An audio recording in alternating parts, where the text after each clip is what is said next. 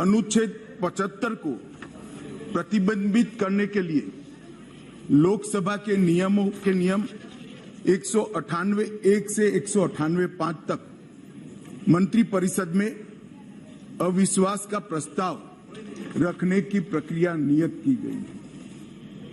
माननीय अध्यक्ष जी, जब से आजाद हुए तब से 27 अविश्वास प्रस्ताव और 11 विश्वास प्रस्ताव इस सदन में प्रस्तुत हुए हैं। कई बार सरकारों का बहुमत जाने की स्थिति में सदन के विपक्ष के सदस्य अविश्वास प्रस्ताव लेकर आते हैं। कई बार बड़े जन आंदोलन के समय प्रजा की भावना को प्रतिबिंबित करने के लिए अविश्वास के प्रस्ताव लेकर आते हैं। एक अविश्वास का प्रस्ताव ऐसा है जिसमें प्रधानमंत्री और मंत्रिमंडल के प्रति न जनता को अविश्वास है, न सदन को अविश्वास है, और ये अविश्वास प्रस्ताव लेकर आए। माननीय अध्यक्ष जी, इसका उद्देश्य क्या है? इसका उद्देश्य जनता में भ्रांति खड़ी करने का उद्देश्य। मैं उनको इतना ही कहना चाहता हूं कि भाई, अविश्वास प्रस्ताव जब आप लेकर आते हो तो इस पर जो चर्चा होती है वो चर्चा में सरकार के विरोध में कुछ मुद्दे तो रख देते हैं। मैंने पूरे भाषण ध्यान से सुने और पूरे भाषण ध्यान से सुनने के बाद मैं निश्चित रूप से निर्णय पर पहुंचा हूं, ये अविश्वास प्रस्ताव केवल और केवल भ्रांति खड़ा करने के लिए लाया गया है। ये प्रजा की इच्छाओं का प्रतिबिंब नहीं। अल्पमत का तो सवाल ही नहीं है। अल्पमत का सवाल इसलिए नहीं है क्योंकि जब तक जो अविश्वास के प्रस्ताव के विरोध में बोले हैं और जो समर्थन सदन का दिखाई पड़ा है, मतदान होगा तब होगा जो कराएंगे तो, परंतु जो समर्थन दिखाई पड़ा है वो बताता है कि अल्पमत का सवाल नहीं है। और जनता में भी विश्वास है मान्यवर, जनता में विश्वास इसलिए है कि देश के 60 करोड़ गरीबों को उनके जीवन में नई आशा का संचार अगर कोई एक प्रधानमंत्री और एक सरकार ने किया है तो नरेंद्र मोदी सरकार। मान्यवर, मैं डिटेल बात बाद में करता हूं। मैं भी देश भर में घूमता हूं, जनता के बीच में जाता हूं। मैंने जनता के साथ कई जगह से संवाद किया है। कहीं पर भी अविश्वास की आछी पतली झलक भी नहीं दिखाई पड़ती। मैं बताता हूं दादा, बंगाल का भी बताता हूं। मान्यवर, ये सरकार, मैं इस सदन के सामने आपके माध्यम से और इस सदन के माध्यम से पूरे देश की जनता को बताना चाहता हूं और धन्यवाद भी करना चाहता हूं। आजादी के बाद कोई एक सरकार और कोई एक नेता में जनता को सबसे ज्यादा विश्वास है तो ये नरेंद्र मोदी जी की सरकार। 2/3 बहुमत से दो बार एनडीए को चुना गया। पूर्ण बहुमत से दो बार भारतीय जनता पार्टी को चुना गया। 30 साल के बाद पहली बार पूर्ण बहुमत की स्थिर सरकार देने का काम ये देश की जनता ने लगातार 2 बार किया। और प्रधानमंत्री मान्यवर, ये प्रधानमंत्री ऐसे हैं जो आजादी के बाद देश में सबसे लोकप्रिय प्रधानमंत्री कोई है तो नरेंद्र मोदी। और ये मैं नहीं कहता, दुनिया भर के कई सर्वेक्षण कहते हैं आजादी के बाद सबसे ज्यादा एक भी छुट्टी लिए बगैर 24 घंटे में से 17 घंटे काम करने वाला कोई प्रधानमंत्री है तो नरेंद्र मोदी। मान्यवर, आजादी के बाद देश के हर राज्य में सबसे ज्यादा किलोमीटर और सबसे ज्यादा दिन प्रवास करने वाला कोई प्रधानमंत्री है तो नरेंद्र मोदी। मान्यवर, कोई सरकारें कई सालों तक चलती है, कई सालों तक चलती है। कांग्रेस पार्टी की सरकार 35 साल तक अक्षुण्ण रूप से चली, कई सालों तक चलते हैं। तब 2, 3, 4 निर्णय ऐसे होते हैं जिसको युगों तक याद किया जाता है। माननीय नरेंद्र मोदी सरकार 9 साल हुए, 9 साल में 50 से ज्यादा फैसले ऐसे हैं जो युगांतकारी फैसले हैं, जो इतिहास के अंदर स्वर्ण अक्षरों से मंडित। मान्यवर, आज 9 अगस्त का दिन है। 9 अगस्त के दिन महात्मा गांधी ने हमारे आजादी के आंदोलन के एक नए अध्याय की शुरुआत की थी। एक उन्होंने नारा दिया था, अंग्रेजों भारत छोड़ो, क्विट इंडिया का नारा दिया था। मोदी जी ने ये 9 साल के अंदर 2014 से 2023 में लगभग 9.5 साल में एक नए प्रकार का राजनीतिक युग का शुरुआत किया है। मान्यवर, लगभग 30 साल से इस देश की राजनीति भ्रष्टाचार, परिवारवाद और तुष्टीकरण के नासूर से ग्रसित रही। सारे के सारे जनादेश, कोई भी चुनावी विजय पराजय के आंकड़ों के एनालिसिस करने वाले पंडित सारे जय पराजय को देख ले।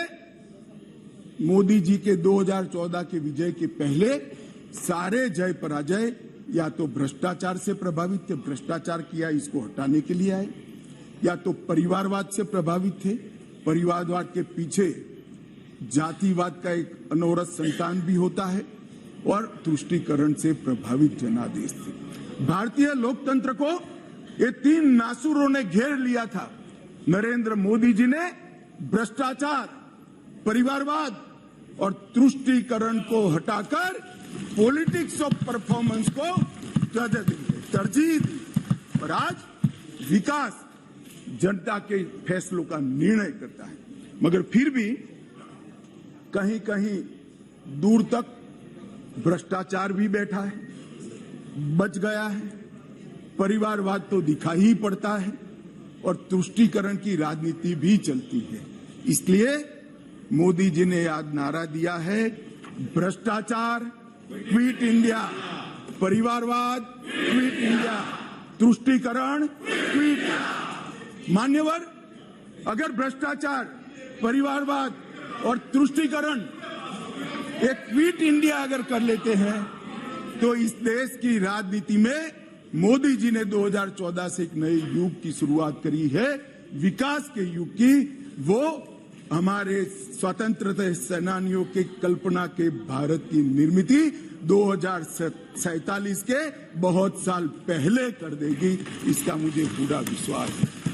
मान्यवर, अविश्वास का प्रस्ताव एक संवैधानिक प्रक्रिया है, हमें कोई आपत्ति नहीं।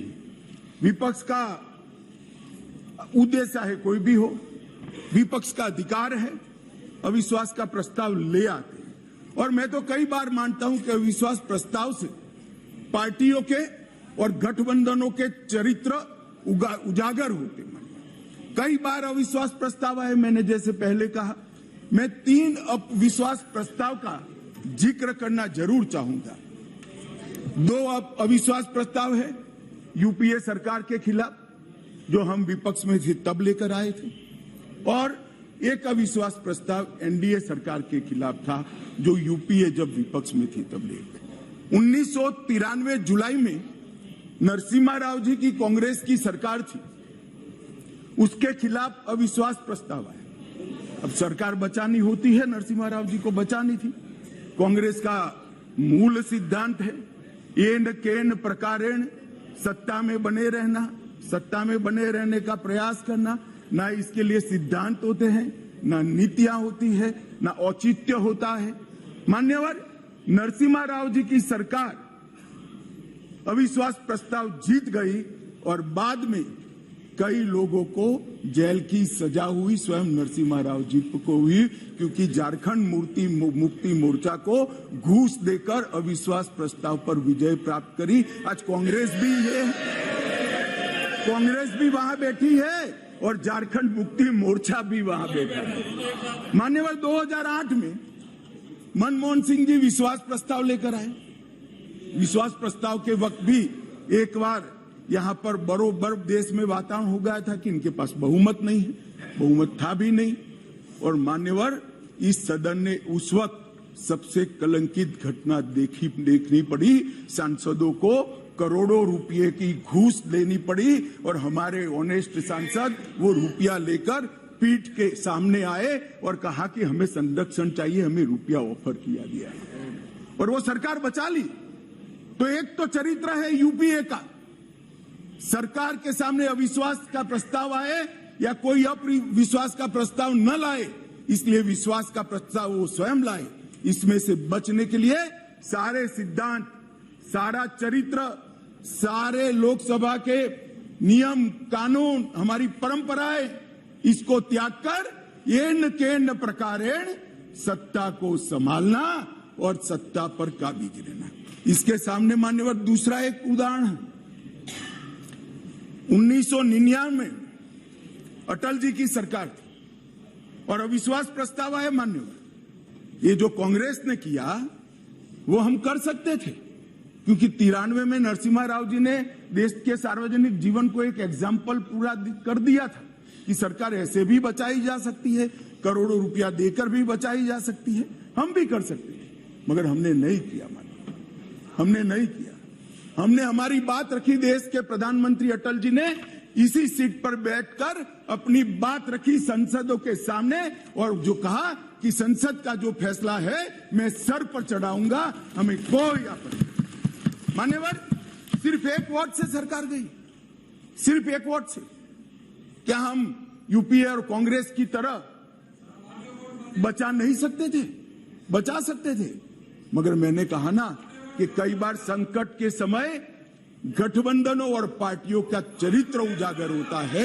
यूपीए का चरित्र सत्ता बचाने के लिए भ्रष्टाचार करने का चरित्र है और भारतीय जनता पार्टी और एनडीए का चरित्र सिद्धांतों के लिए राजनीति करने का चरित्र है। मान्यवर उस वक्त मुझे ठीक याद है, मैं संसद में नहीं था, सदस्य नहीं था, बहुत सारे सीनियर सदस्य होंगे उस वक्त।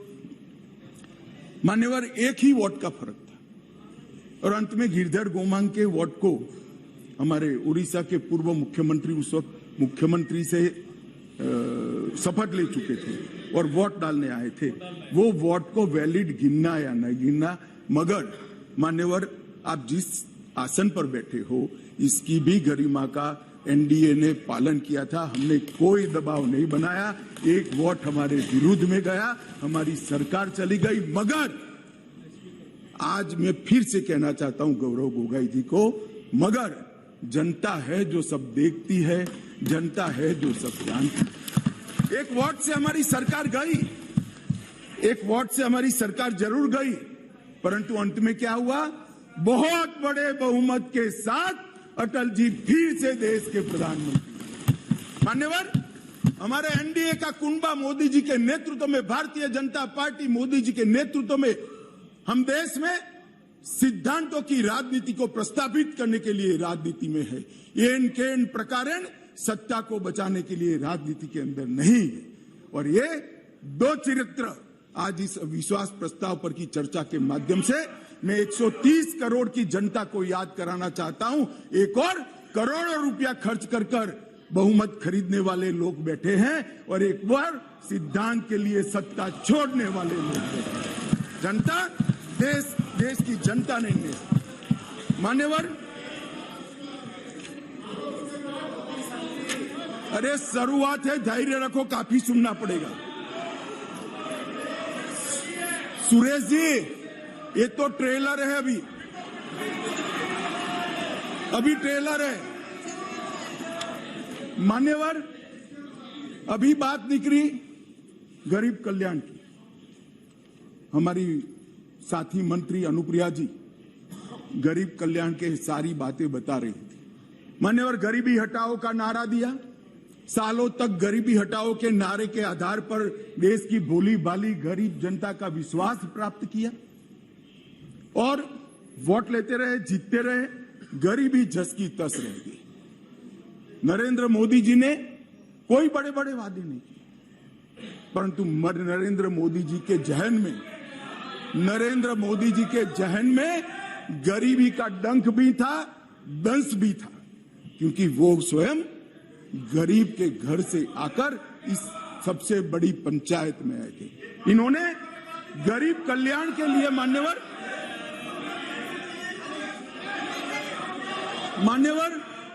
इन्होंने गरीब कल्याण के लिए ढेर सारे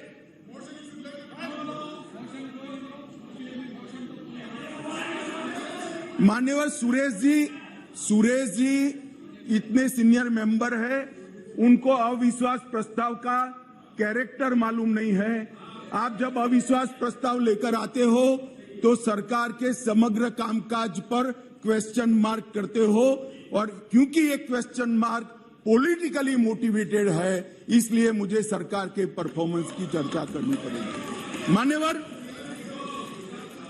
मान्यवर इस देश के करोड़ों गरीबों के नसीब में जब तक मोदी जी प्रधानमंत्री नहीं बने धुएं से भरा हुआ घर था।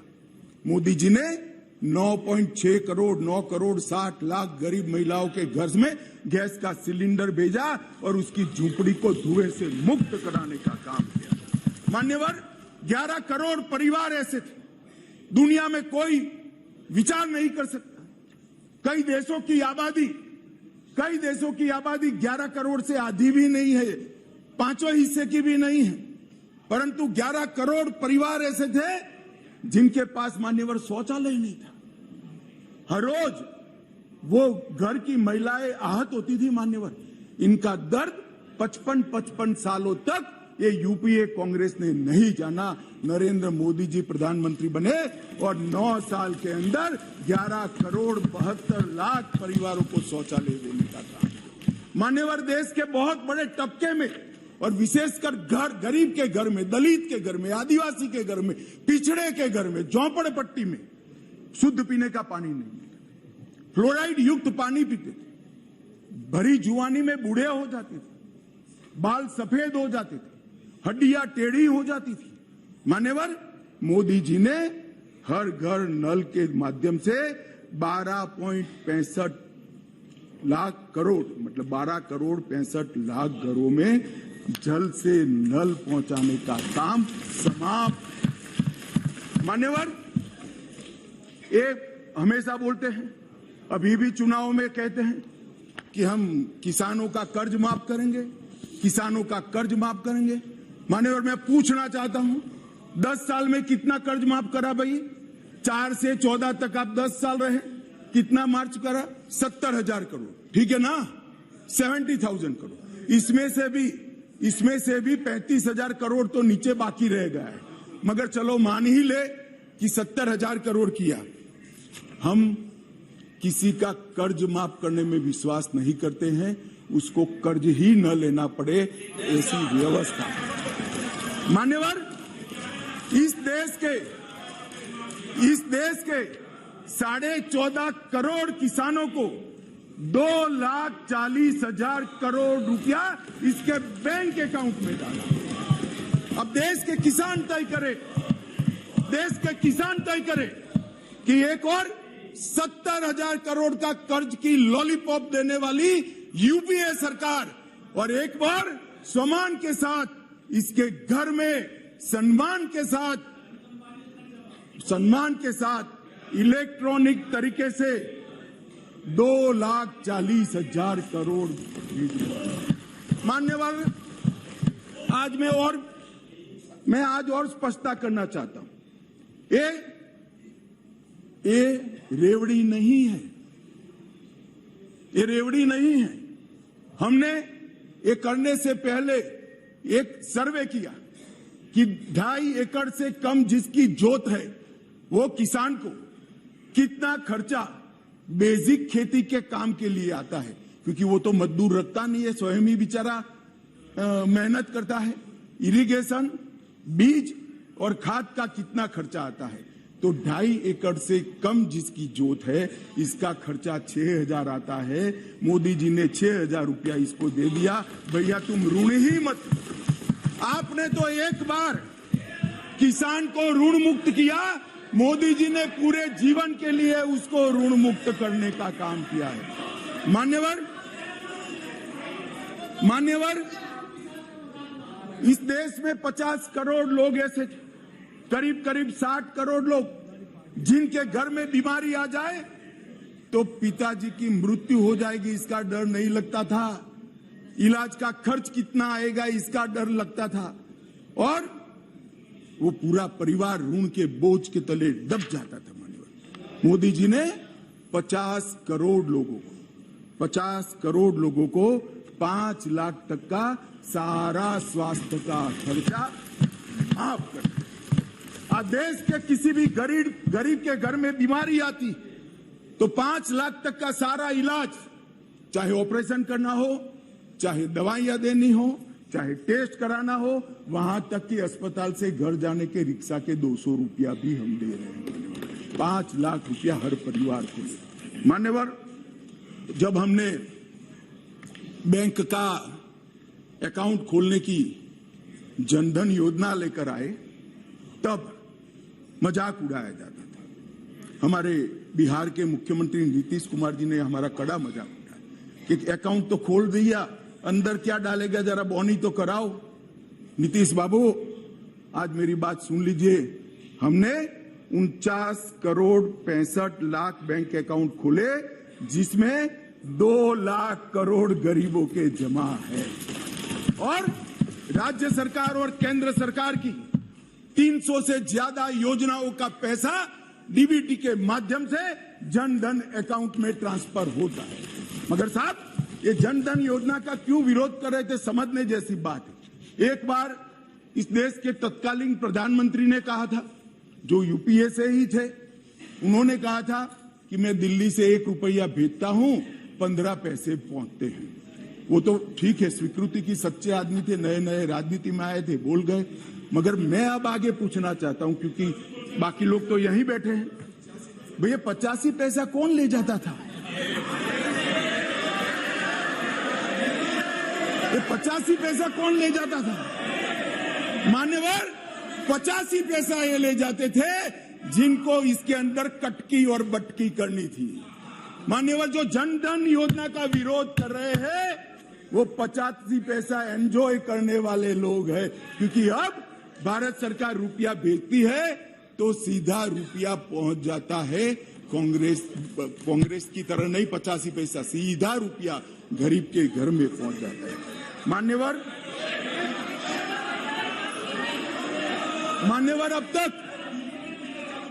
अब तक जनधन योजना, भाई आप योजना तो बनाते हो, करते नहीं हो।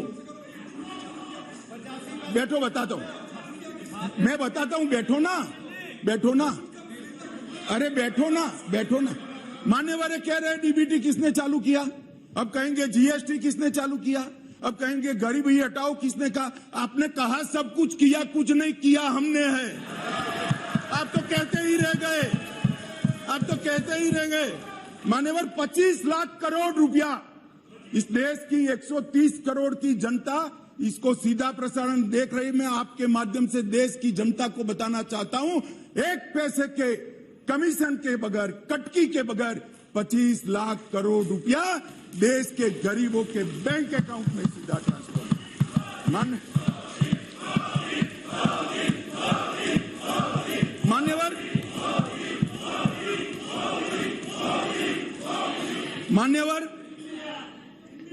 मान्यवर,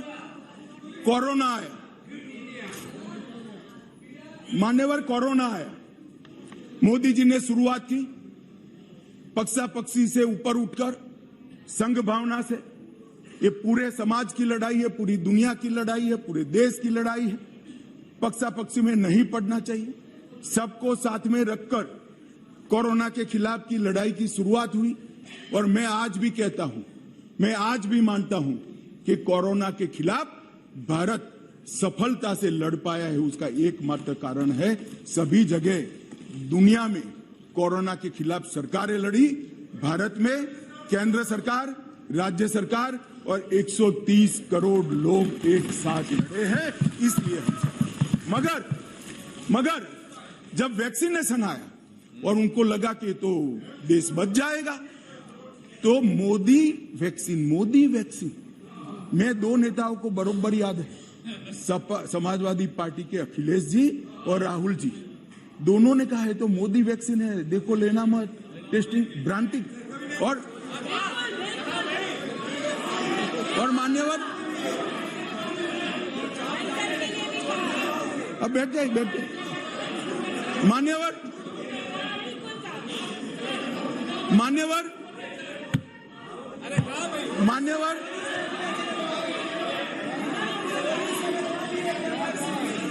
मान्यवर जनता ने वैक्सीन लेना शुरू किया, मोदी सरकार ने चाय पिलाकर वैक्सीन दी, फ्री ऑफ कॉस्ट वैक्सीन दी, पहला डोज दिया, दूसरा डोज दिया और 130 करोड़ लोगों को दोनों डोज लगाकर कोरोना से बचाने का। मान्यवर, इसके साथ साथ उस वक्त रोजगारी के प्रश्न खड़े हुए, लॉकडाउन का भी विरोध किया गया। मान्यवर, लॉकडाउन का भी विरोध किया गया।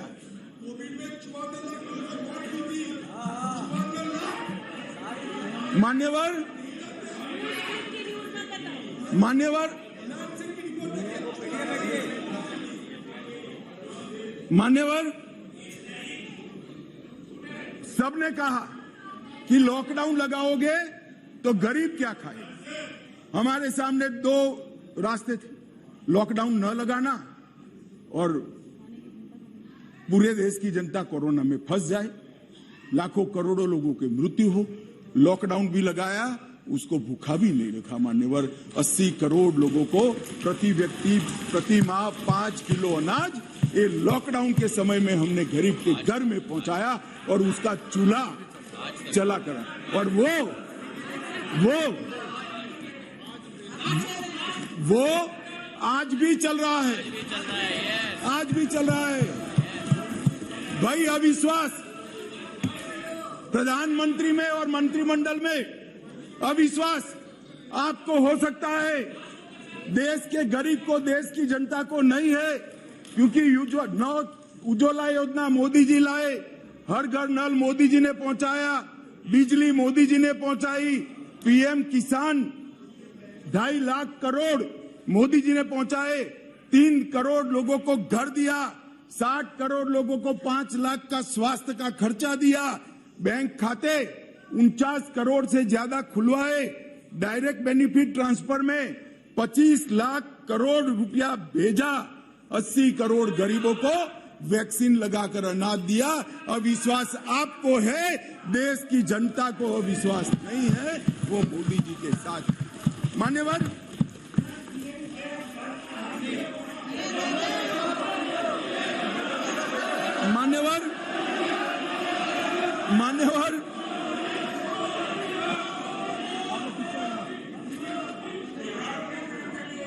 अध्यक्ष जी,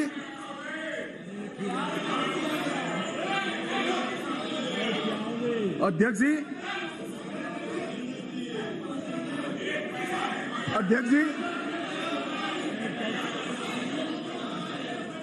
जी, इस सदन में एक ऐसे नेता है, अरे यार सुनो ना, इस सदन में एक ऐसे नेता है जिनको आज तक 13 बार राजनीति में लॉन्च किया गया है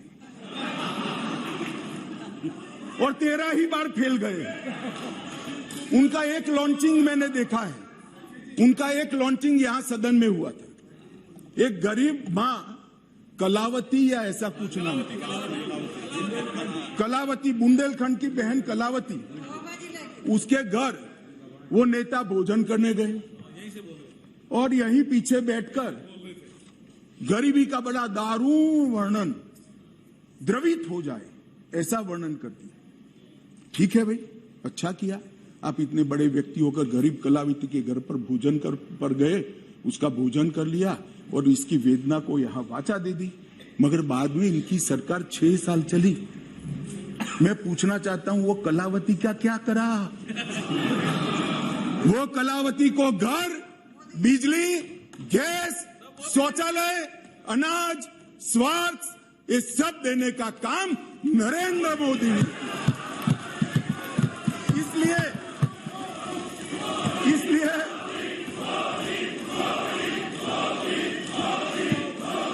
इसलिए जिस कलावती के घर पर आप भोजन पर गए हो, इसी को भी मोदी जी पर अविश्वास नहीं है, वो आज मोदी जी के साथ है।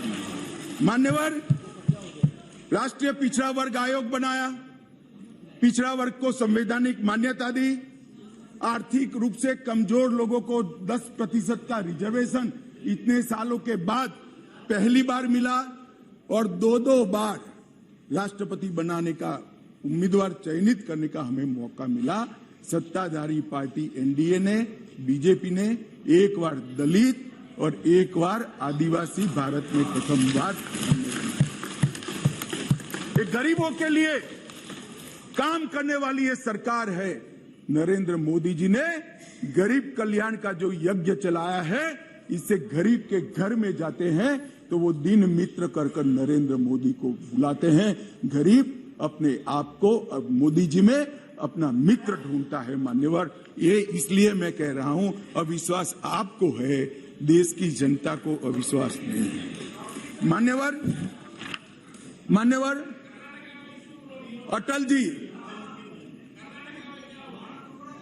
अटल जी इस देश को 11वीं अर्थव्यवस्था छोड़कर गए। अब अटल जी तो जन नेता थे, ज्यादातर सांसदों की तरह कार्यकर्ता के नाते काम करते करते, आइडियोलॉजी का प्रचार करते करते देश के प्रधानमंत्री बने। 6 साल तक चलाया। 6 साल में 15वें नंबर से 11वें नंबर पर लाए। फिर एक अर्थशास्त्री प्रधानमंत्री बने। यूपीए की सरकार आई। मैं उनका धन्यवाद करना चाहता हूं कि 11वें नंबर से 12वें नंबर पर नहीं ले गए, उन्होंने 11वां नंबर संभाल कर रखा। और फिर नरेंद्र मोदी जी आए। ढेर सारे पंडित कहते थे मोदी जी देश का अर्थतंत्र कैसे संभालेंगे। मनमोहन सिंह चौपट कर गए हैं, सारे ग्राफ उल्टे हैं, सारे पैरामीटर्स आउट ऑफ कंट्रोल है। मगर गरीबों के घर से जन्मा हुआ ये आदमी, संघर्ष कर राजनीति में आया हुआ आदमी, सरपंच का चुनाव लड़े बगैर सफल मुख्यमंत्री बनने वाला ये आदमी नरेंद्र मोदी, इसने 9 साल में देश के अर्थतंत्र को 11वें से 5वें नंबर पर पहुंचाने का। और मान्यवर मुझे भरोसा है, मुझे तो भरोसा है, मेरे ज्यादातर साथी चुनकर भी आएंगे, वो भी देखेंगे। फिर से एक बार मोदी जी प्रधानमंत्री बनेंगे और देखते देखते देखते 2027 तक देश दुनिया का 3रा नंबर का अर्थतंत्र। मान्यवर, अरे मैं नहीं कहता, IMF भी कहता है, सारे सर्वेक्षण वाले विश्व भर के कहते हैं कि डार्क जोन में ब्राइट स्पॉट अगर कोई है, ब्राउन स्पॉट कोई है, तो भारत का अर्थतंत्र है ना। अभी नहीं कह सकते, बैठ जाओ। नियम आपको मालूम होना चाहिए, नियम पढ़ लीजिए, अभी नहीं कर सकते। अरे भाई, आपकी पार्टी ने आपका नंबर ही बोलने में नहीं रखा है, क्या खड़े हो कर बोलते हो? आप लीडर ऑपोजिशन हो ना, आप चर्चा शुरू करते हो ना, बोलने देते हैं आपको। अब मेरे भाषण में क्यों बोल रहे हो आप? आपको बोलने नहीं देते आपके पार्टी वाले, बैठ जाओ।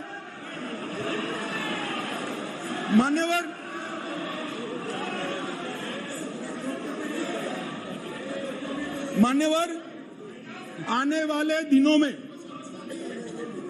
आने वाले सालों में और आने वाले दशकों में दुनिया के अर्थतंत्र का, दुनिया भर के अर्थतंत्र के जो महत्वपूर्ण क्षेत्र है, वो सब में दूरदर्शितापूर्ण फैसले लेकर मोदी जी ने सटीक नीतियां बनाकर भारत को इसके अंदर एक फाउंडेशन डालने का काम समाप्त कर दिया। चाहे ग्रीन हाइड्रोजन हो, चाहे इलेक्ट्रिकल व्हीकल हो, चाहे अंतरिक्ष हो, चाहे डिफेंस का प्रोडक्शन हो, चाहे इलेक्ट्रॉनिक आइटम का मैन्युफैक्चरिंग हो, चाहे क्वांटम इंजीनियरिंग के अंदर संवर्धन और R&D करना हो, और चाहे ऑर्गेनिक फूड का बाजार खड़ा करना हो। ये 7 के 7 क्षेत्र जो इमर्जिंग क्षेत्र दुनिया के अर्थतंत्र में माने जाते हैं, वो 7 क्षेत्र में मान्यवर मोदी जी ने ऐसा फाउंडेशन डाला है कि आने वाले 5 ही साल में भारत दुनिया के अर्थतंत्र में एक प्रमुख शक्ति बनकर उभरेगा, इसका मुझे विश्वास है। मान्यवर, इंफ्रास्ट्रक्चर की गति शक्ति के तहत सिर्फ 2024-25 तक 2 लाख किलोमीटर राष्ट्रीय राजमार्ग हम समाप्त कर देंगे। 2020-21 में 37 किलोमीटर प्रतिदिन बनाए, 148 हवाई अड्डे बने हैं। मोदी जी के आने के पहले 74 थे, अब 148 हो गए। Vande Bharat semi high speed train शुरू हो चुकी है। 99,000 करोड़ की सागरमाला परियोजना, जो इंफ्रास्ट्रक्चर का बहुत बड़ा दूरगामी कदम है, वो पूरा हो चुका है। कार्गो हैंडलिंग की क्षमता देश की 79% बढ़ी है, अगले साल तक 2 गुना हो जाएगी। और 27 ट्रेनों में मेट्रो उपलब्ध कराई है, और भारत नेट 6.20 लाख किलोमीटर फैला दिया है। लाखों गांवों तक भारत नेट को पहुंचाने का काम कर। मान्यवर, इंटरनेट कनेक्शन में दुनिया में सबसे ज्यादा वृद्धि भारत ने दर्ज करी है, 231% की वृद्धि। और पूर्वोत्तर के लिए भी ढेर सारे एयरपोर्ट बनाने का काम नरेंद्र मोदी सरकार ने किया है। मान्यवर, स्वास्थ्य के बजट में भी 139% की वृद्धि नरेंद्र मोदी सरकार ने करी है। पिछले 8 वर्षों में 4,85,000 करोड़ रुपया खर्च किया गया। MBBS की सीटों में 93% वृद्धि, और PJ की सीटों में 100% वृद्धि कर डॉक्टर की संख्या को दुगना करने का काम नरेंद्र मोदी सरकार ने किया है। मान्यवर, इतना ही नहीं, ढेर सारे विषय मेरे साथियों ने बहुत बताया। मुझे अभी मणिपुर पर भी बात करनी है। मान्यवर, नरेंद्र मोदी जी ने समग्र विश्व के अंदर नरेंद्र मोदी जी ने भारत का सम्मान बढ़ाने का काम किया है। मान्यवर, क्लाइमेट चेंज हो या टेररिज्म, ग्लोबल नैरेटिव सेट करने का काम आज अगर कोई एक देश कर रहा है तो हमारा महान भारत कर रहा है। मान्यवर, G20 का नेतृत्व जब हमें मिला, बहुत सारे देशों को मिला, एक ही शहर में कार्यक्रम करे। आज G20 के कार्यक्रम 55 स्थानों पर कर पूरे विश्व को भारत की संस्कृति से परिचित कराने का काम नरेंद्र मोदी जी ने किया है। और साहब, इन लोगों को पसंद नहीं आता, इसलिए अविश्वास। विश्व भर में एक ही ऐसा नेता है जिसको 14 राष्ट्रों का सर्वोच्च सम्मान मिला है। मैं फिर से, वैसे तो व्यक्तिगत सम्मान मिला है, मगर महान सदन में कहना चाहता हूं, मोदी जी और भारतीय जनता पार्टी की भावना है। ये 14 राष्ट्रों ने जो सर्वोच्च सम्मान दिया है, ये देश की 130 करोड़ की जनता का सम्मान, भारत का सम्मान जो नरेंद्र मोदी जी को मिला है। इसलिए आपको भले अविश्वास हो, देश की जनता को अविश्वास नहीं। मान्यवर, इस चुनाव में पता चल जाएगा दादा,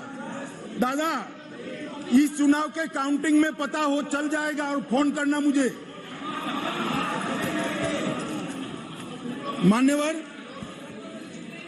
मान्यवर, देश की सुरक्षा, यूपीए की सरकार थी, 2004 से 2014 तक चली। आए दिन आतंकवादी घुस जाते थे, आलिया मालिया जमालिया घुसते थे और जवानों के सर काट कर ले जाते थे। और इस सदन के अंदर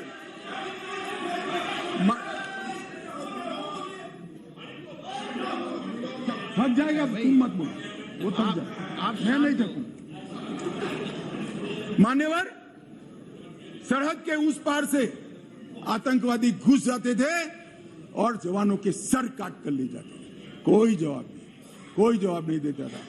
2 बार पाकिस्तान ने हिमाकत की, एक बार सर्जिकल स्ट्राइक और एयर स्ट्राइक, दूसरी बार एयर स्ट्राइक कर पाकिस्तान के घर में घुसकर आतंकवादियों का खात्मा करने का काम नरेंद्र मोदी। श्रीमान राजनाथ जी यहां बैठे, सीडीएस का मसला ये भी आपका सोच था, इंप्लीमेंट हमने किया। सीडीएस का मसला कब का लटक रहा था, भटका रहा था, मोदी जी ने सीडीएस का फैसला किया, राजनाथ जी ने सभी को विश्वास में लेकर उसको पार उतारा।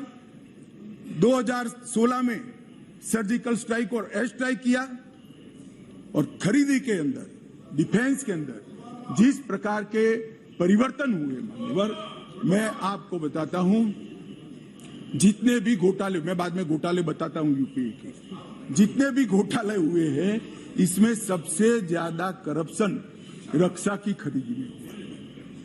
मगर मोदी जी के नेतृत्व में हमारे रक्षा मंत्री जी ने 4100 आइटमों को इंपोर्ट की नेगेटिव लिस्ट में डालकर यहां उत्पादन किया। और आत्मनिर्भर भारत की रचना कैसी होती है, इसकी नींव कैसे डाली जा सकती है, डिफेंस जैसे अति टेक्नोलॉजी वाले और स्पर्धात्मक क्षेत्र में इसको कर नरेंद्र मोदी जी ने आज भारत का रक्षा उत्पादन न केवल भारत, कई देशों के लिए आकर्षण का केंद्र बना है और भारत एक रक्षा के उत्पादन का प्रमुख केंद्र बना है। उत्तर प्रदेश और तमिलनाडु के अंदर 2 डिफेंस कॉरिडोर बनाए गए मान्यवर, और 22-23 में 16,000 करोड़ से ज्यादा का निकास किया गया, निर्यात किया गया। ये आंकड़ा लाखों करोड़ों में जाने वाला है मान्यवर। 4 दशकों से श्रीमती इंदिरा गांधी जी प्रधानमंत्री थी, तब से देश का सेना का जवान, चाहे सर्विंग हो चाहे रिटायर्ड हो, वो 1 पेंशन 1 रैंक 1 पेंशन की मांग करता है। सब भक्त भारतीय जनता पार्टी के नेता नरेंद्र मोदी जी ने सेना के सम्मान में निर्णय किया और 42,000 करोड़ से ज्यादा राशि 1 पेंशन 1 रैंक के अंदर। मान्यवर, दुनिया में अस्थिरता बढ़ी, चाहे यूक्रेन हो, यमन हो, चाहे कोरोना में दुनिया भर में बसते हुए हमारे भारतीय हो, 90 से ज्यादा यूक्रेन से उड़ाने कर दोनों राष्ट्राध्यक्षों से बात कर 3 दिन तक युद्ध बंद कर 23,000 भारतीयों को घर पे लाने का काम नरेंद्र मोदी से।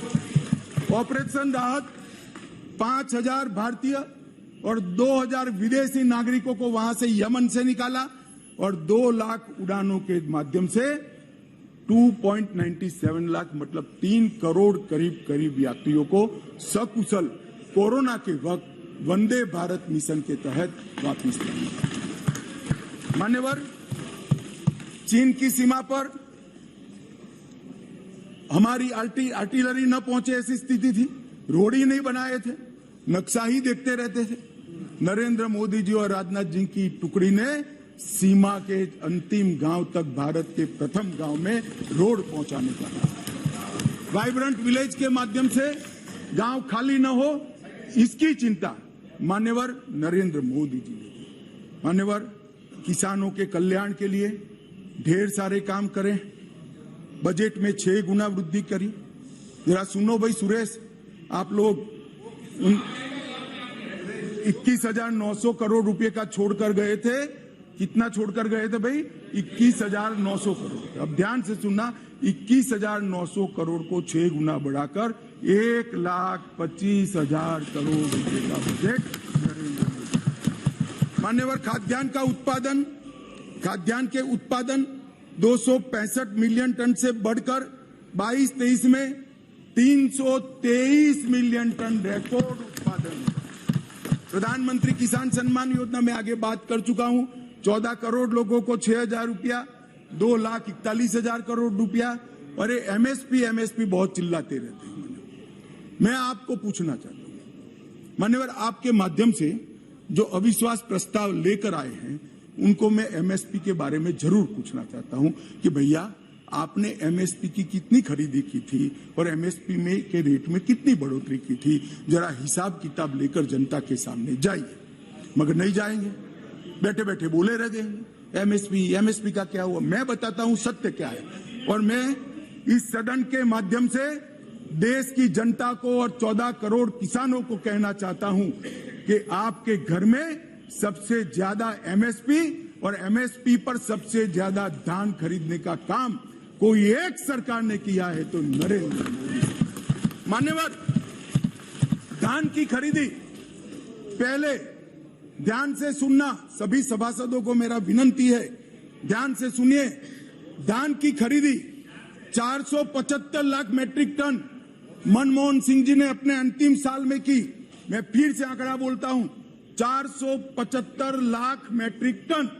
नरेंद्र मोदी जी ने अंतिम खरीदी 896 लाख मैट्रिक टन, 88% की वृद्धि।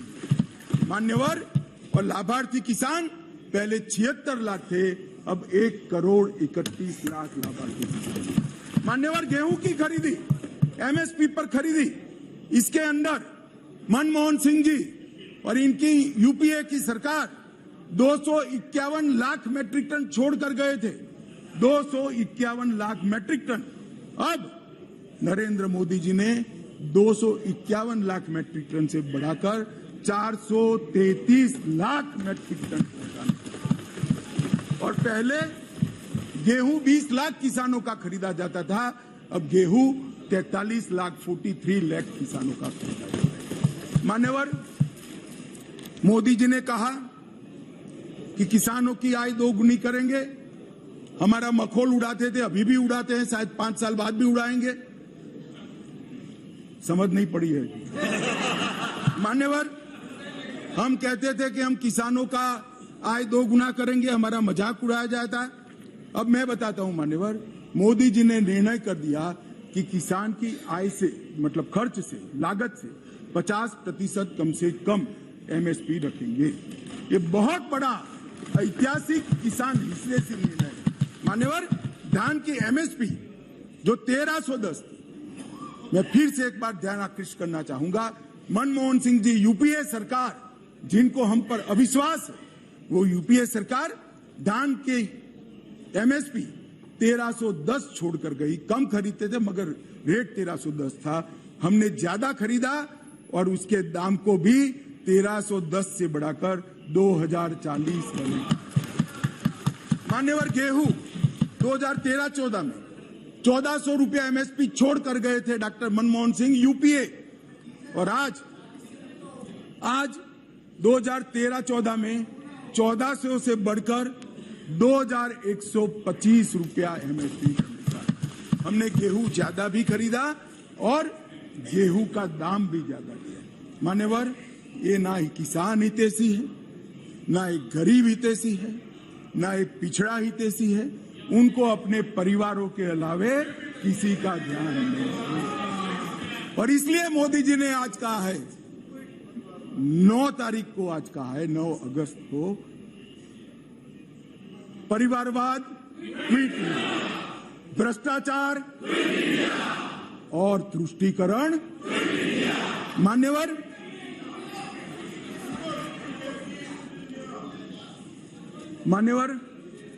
मैं देश की आंतरिक सुरक्षा के प्रति आपका ध्यान आकृष्ट करना चाहता हूं।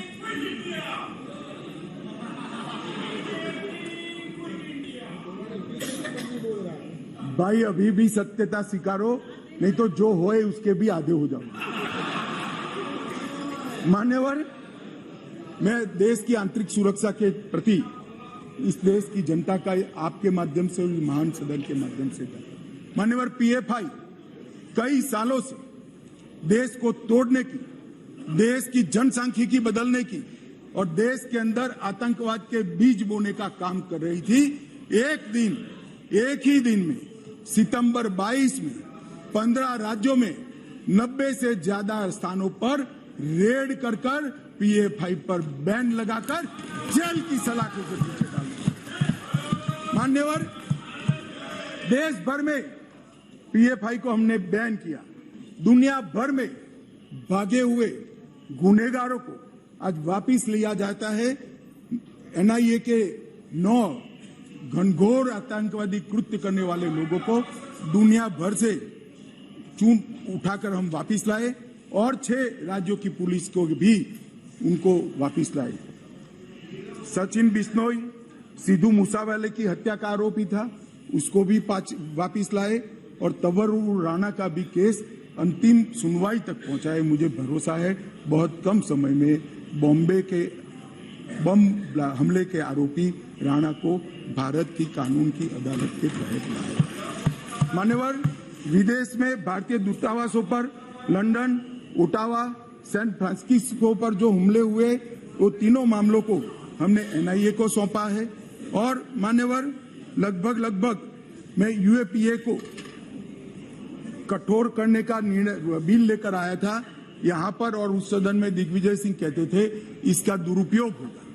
मैं आज सदन को बताना चाहता हूँ, विपक्ष को भी बताना चाहता हूँ, UAPA का उपयोग टेररिस्ट कृत्य करने वाले इनके खिलाफ होता है। हम किसी को डरने की जरूरत नहीं है। उस वक्त भी मैं नहीं समझ सकता था आपको क्यों डर लग रहा है, परंतु जिन्होंने टेररिस्ट कृत्य नहीं किया उसको डरने की जरूरत नहीं है। लगभग 54 व्यक्तियों को हमने UAPA के तहत आतंकवादी घोषित किया, इंटरनेशनल मान्यता लाए हैं और एक में भी विवाद नहीं हुआ है, कोई राजनीतिक दुरुपयोग मान्यवर। अभी गोगाई जी नारकोटिक्स का बात करते थे, वो कहते थे कि नारकोटिक्स का चलन बढ़ गया है। मान्यवर, इनकी समझ में थोड़ा फर्क है, मैं बाद में दुरुस्त करता हूं इसको। मान्यवर, मोदी जी ने 2014 से गृह मंत्रालय के अधीन, पहले श्रीमान राजनाथ जी थे, अब मैं गृह मंत्री के रूप में काम कर रहा हूं, नारकोटिक्स पर 0 टॉलरेंस की नीति को हमने अपनाया। एनकोड 2019 में बनाया गया, फिर इसको 4 स्तरीय किया गया। एनकोड पोर्टल, डेटा इंटीग्रेशन और नॉलेज मैनेजमेंट सिस्टम के पोर्टल बनाए गए। मादक पदार्थ की तस्करी के विस्तृत जांच के लिए JCC, जिसमें ढेर सारे डिपार्टमेंट और सरकारें होती है, इसका गठन किया गया। Dedicated anti narcotics task force राज्यों में बनाई गई। राष्ट्रीय नारकोटिक कैनाइन पूल की स्थापना की गई और 75वें स्वतंत्रता दिवस के मौके पर 1,65,000 किलोग्राम नारकोटिक्स को जलाया गया और अब वो टोटल आजादी के अमृत महोत्सव के 1 वर्ष में 10 लाख किलो पहुंच गया है। अब मैं जो गोगाई जी कहते थे इसका जवाब दिया। मान्यवर, आंकड़े किसी की शर्म नहीं रखते, आंकड़े बेशर्म होते हैं और आंकड़े हमारे कामों से खड़े होते हैं। आंकड़ों को बाद में बदला भी नहीं जा सकता। अब 2006 से एक सरकार थी यहाँ, UPA की सरकार थी, जिसको हम पर थोड़ा अविश्वास है। 2006 से 13 का समय उनका ही था। उसमें क्या हुआ, जब्त की गई ड्रग 1,52,000 किलो थी। मैं फिर से सदन का और सदन के माध्यम से देश का ध्यान आकृष्ट करना चाहता हूं। जब्त की गई ड्रग 1,52,000 किलो थी और 2014 से 22 तक 1,52,000 करोड़ से बढ़कर 3,73,000 किलोग्राम ड्रग्स हमने जब्त किया। गोगाई जी, 181% वृद्धि हुई और कीमत, गांजा पकड़ लेना, भांग पकड़ लेना एक बात है, जो महंगे और शरीर को ज्यादा नुकसान करने वाले और पैसे की दृष्टि से नुकसान करने वाले जो नारकोटिक्स के पदार्थ थे वो कीमत से आगे। मान्यवर 2006 से 13 में 768 करोड़ की ड्रग पकड़ी गई। मैं फिर से रिपोर्ट करूंगा, 768 करोड़, जिससे UPA सरकार संतुष्ट थी। उन्होंने अपने रिपोर्ट कार्ड में भी लिखा था। और 14 से 22 तक एकदम वही कालखंड 768 करोड़ और 14 से 22 में 18,000 करोड़ रुपए की ड्रग को नरेंद्र मोदी सरकार, और ये हम पर सवाल उठा। इसलिए मैं कहता हूं कि आपको भरोसा नहीं है, मगर देश की जनता को विश्वास है। कुल मामले 1257 दर्ज किए थे, अब 3700। अब इन्होंने कल यहां ज्ञान बांटा कि पहले 1257 थे, अब देखिए बढ़ गए 3700 हो गए। भाई नारकोटिक्स के खिलाफ केस अच्छे हैं या बुरे माने जाएंगे? हम पकड़ते हैं, आप पकड़ते ही नहीं थे, चलने देते थे। हमने पकड़ना शुरू किया, इसलिए 1257 से बढ़कर 3700 केस हो गए और गिरफ्तारियां आपने 1363 की थी, हमने 5400 गिरफ्तारियां करी। मान्यवर, टोल फ्री नंबर भी करा। माननीय सदस्यों, सभा की सहमति हो तो गृह मंत्री जी के भाषण की समाप्ति तक सभा की कार्रवाई बढ़ा दी जाए।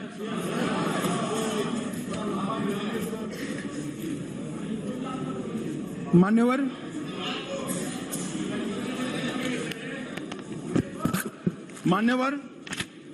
3 करोड़ युवा और 2 करोड़ महिलाओं को नशा मुक्त अभियान में अलग अलग विभागों के समाज कल्याण विभाग, महिला और बाल कल्याण विभाग, शिक्षा विभाग, गृह मंत्रालय, वित्त मंत्रालय सब ने इकट्ठा होकर साथ में जुड़ा है और लगभग 9.5 करोड़ लोग तक नशा मुक्त भारत अभियान की शपथ और टोल फ्री नंबर पर मिस कॉल करने की पहुंच बढ़ी है। मान्यवर, ये हमारे प्रयासों को दर्शाता है। इसलिए मैं कहता हूं कि भले आपको विश्वास हो, देश की जनता को विश्वास। मान्यवर, इस देश की आंतरिक सलामती की दृष्टि से 3 बड़े हॉटस्पॉट माने जाते थे। एक कश्मीर, एक वामपंथी उग्रवाद का क्षेत्र और तीसरा नॉर्थ ईस्ट। और सालों तक कांग्रेस की सरकार रही, ये चलता रहा। आज मैं स्पष्ट रूप से सदन में कहना चाहता हूं कि कश्मीर की समस्या वोट बैंक की राजनीति और समस्या से आंख मूंदना था। कश्मीर की समस्या सरकारों का ढूलमूल रवैया था। कश्मीर के अंदर 2014 से हमारी नीतियों में परिवर्तन आया। मैं फिर से एक बार कहना आऊंगा,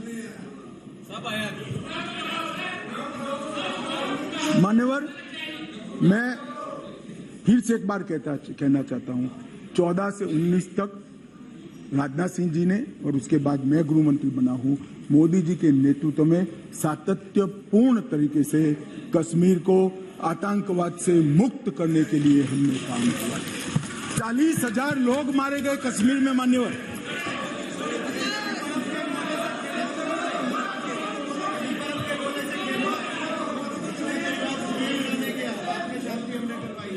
मेरा एक निवेदन है। मैं मानता हूं कि पार्लियामेंट्री अफेयर्स मंत्री मेरे निवेदन का विरोध नहीं करेंगे। अधीर जी को टाइम नहीं दिया है कांग्रेस पार्टी ने, हमारे टाइम में से आधा घंटा दे दो तो बीच में ना बोलेंगे, ये बीच में खड़े हो जाते हैं। हमारे टाइम में से आधा घंटा दे दीजिए साहब, वो बोलने दीजिए उनको। ये बीच में इसलिए खड़े होते हैं, इनकी पार्टी ने उनको टाइम ही नहीं दिया इसे। मान्यवर,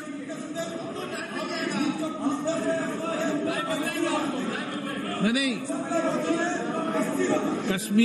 कश्मीर तो सारी संसदीय समितियां गई है ना, कश्मीर देखा है ना सबने। माननीय गृह मंत्री जी, नाजिर बाबू 10 मिनट दे देंगे, हमारा 10 मिनट दे देंगे, बैठो अभी।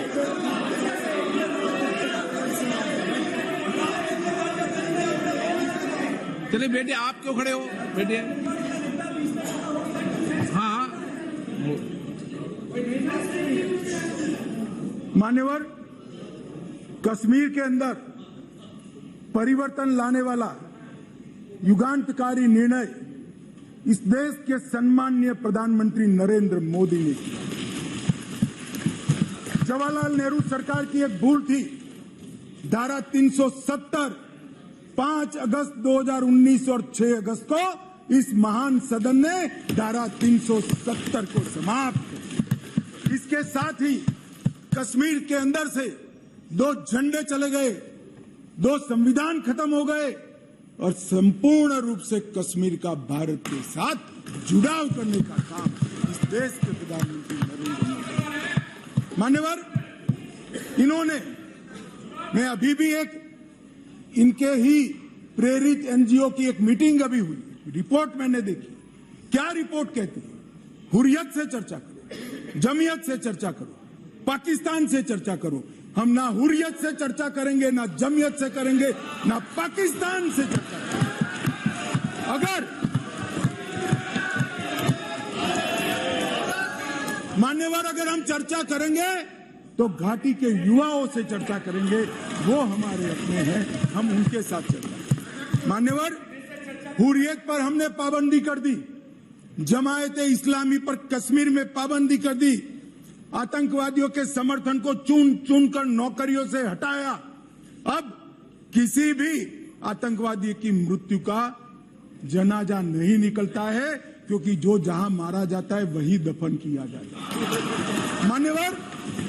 मान्यवर, लखनपुर टोल टैक्स जो हम जैसे कार्यकर्ताओं को, भारतीय जनता पार्टी के करोड़ों कार्यकर्ताओं को सूल की तरह हृदय में चुभता था, वहीं श्यामा प्रसाद मुखर्जी को जहां अरेस्ट किया था, वो लखनपुर टोल टैक्स को समाप्त कर दिया।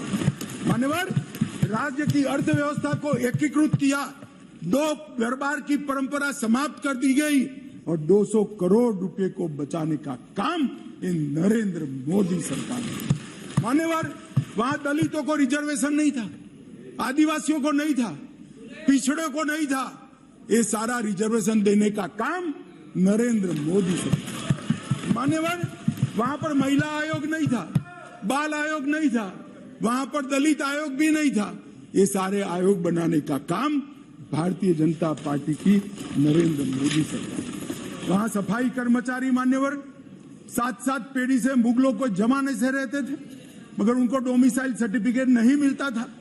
पाकिस्तान से शरण में आए हुए, पाक अधिकृत कश्मीर से आए हुए हिंदू, उनको डोमिसाइल, पश्चिम पाकिस्तान से आए हुए लोग डोमिसाइल नहीं मिलता था, ये सबको डोमिसाइल देने का काम इस देश के प्रधानमंत्री नरेंद्र मोदी। मान्यवर, ये कर रहे हैं कि हम डेमोक्रेटिक पार्टी, डेमोक्रेटिक वैल्यूज में मानते हैं। कश्मीर पर शासन किसने किया? 3 परिवारों ने किया, महबूबा मुफ्ती, फारूक साहब और गांधी परिवार। ये 3 परिवारों ने कुल शासन किया, वहां का पंचायत चुनाव नहीं कराए। नरेंद्र मोदी जी ने नवंबर-दिसंबर 2018 में, राजनाथ सिंह गृह मंत्री थे, 9 चरणों में पंचायती चुनाव को 4,483 सरपंच निर्वाचित हुए और 35,000 पंच चुने गए। आज 40,000 लोग डेमोक्रेसी की सांस भर रहे हैं, जमहूरियत का फायदा उठा रहे हैं। स्टोन पेंटिंग का मैं आप सबको कहता हूं, पथराव की घटना टीवी पर दिखाई पड़ती है भैया? कहीं नहीं दिखाई पड़ती, क्योंकि पथराव बंद हो चुका है। माननीय अध्यक्ष जी, जम्मू कश्मीर पुलिस, प्लीज, मान्यवर, जम्मू कश्मीर पुलिस 90 के दशक के पहली बार आज एक्टिव होकर आतंकवाद का सामना कर रही है। जम्मू में नई हाई सिक्योरिटी जेल बनाई, मंदिरों को प्रोटेक्शन दिया है, हिंदू संपत्ति वापस देने का कानून लाए हैं, टूरिज्म का विकास हुआ है। और सुन लीजिए, अधीर रंजन जी अविश्वास लेकर आ गए हैं। 2022 में 1 करोड़ 80 लाख टूरिस्ट जम्मू कश्मीर गए हैं एक साल। 1 करोड़ 80 लाख। मान्यवर, अरे बैठ जाओ यार, बैठ जाओ।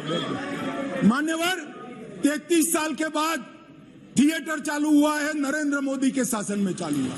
33 साल के बाद नाइट शो चालू हुआ है, नरेंद्र मोदी के शासन में चालू हुआ। 33 साल के बाद शिकाराओं की स्पर्धा चालू हो गई, बंद कर दी थी, चालू हुई है नरेंद्र मोदी।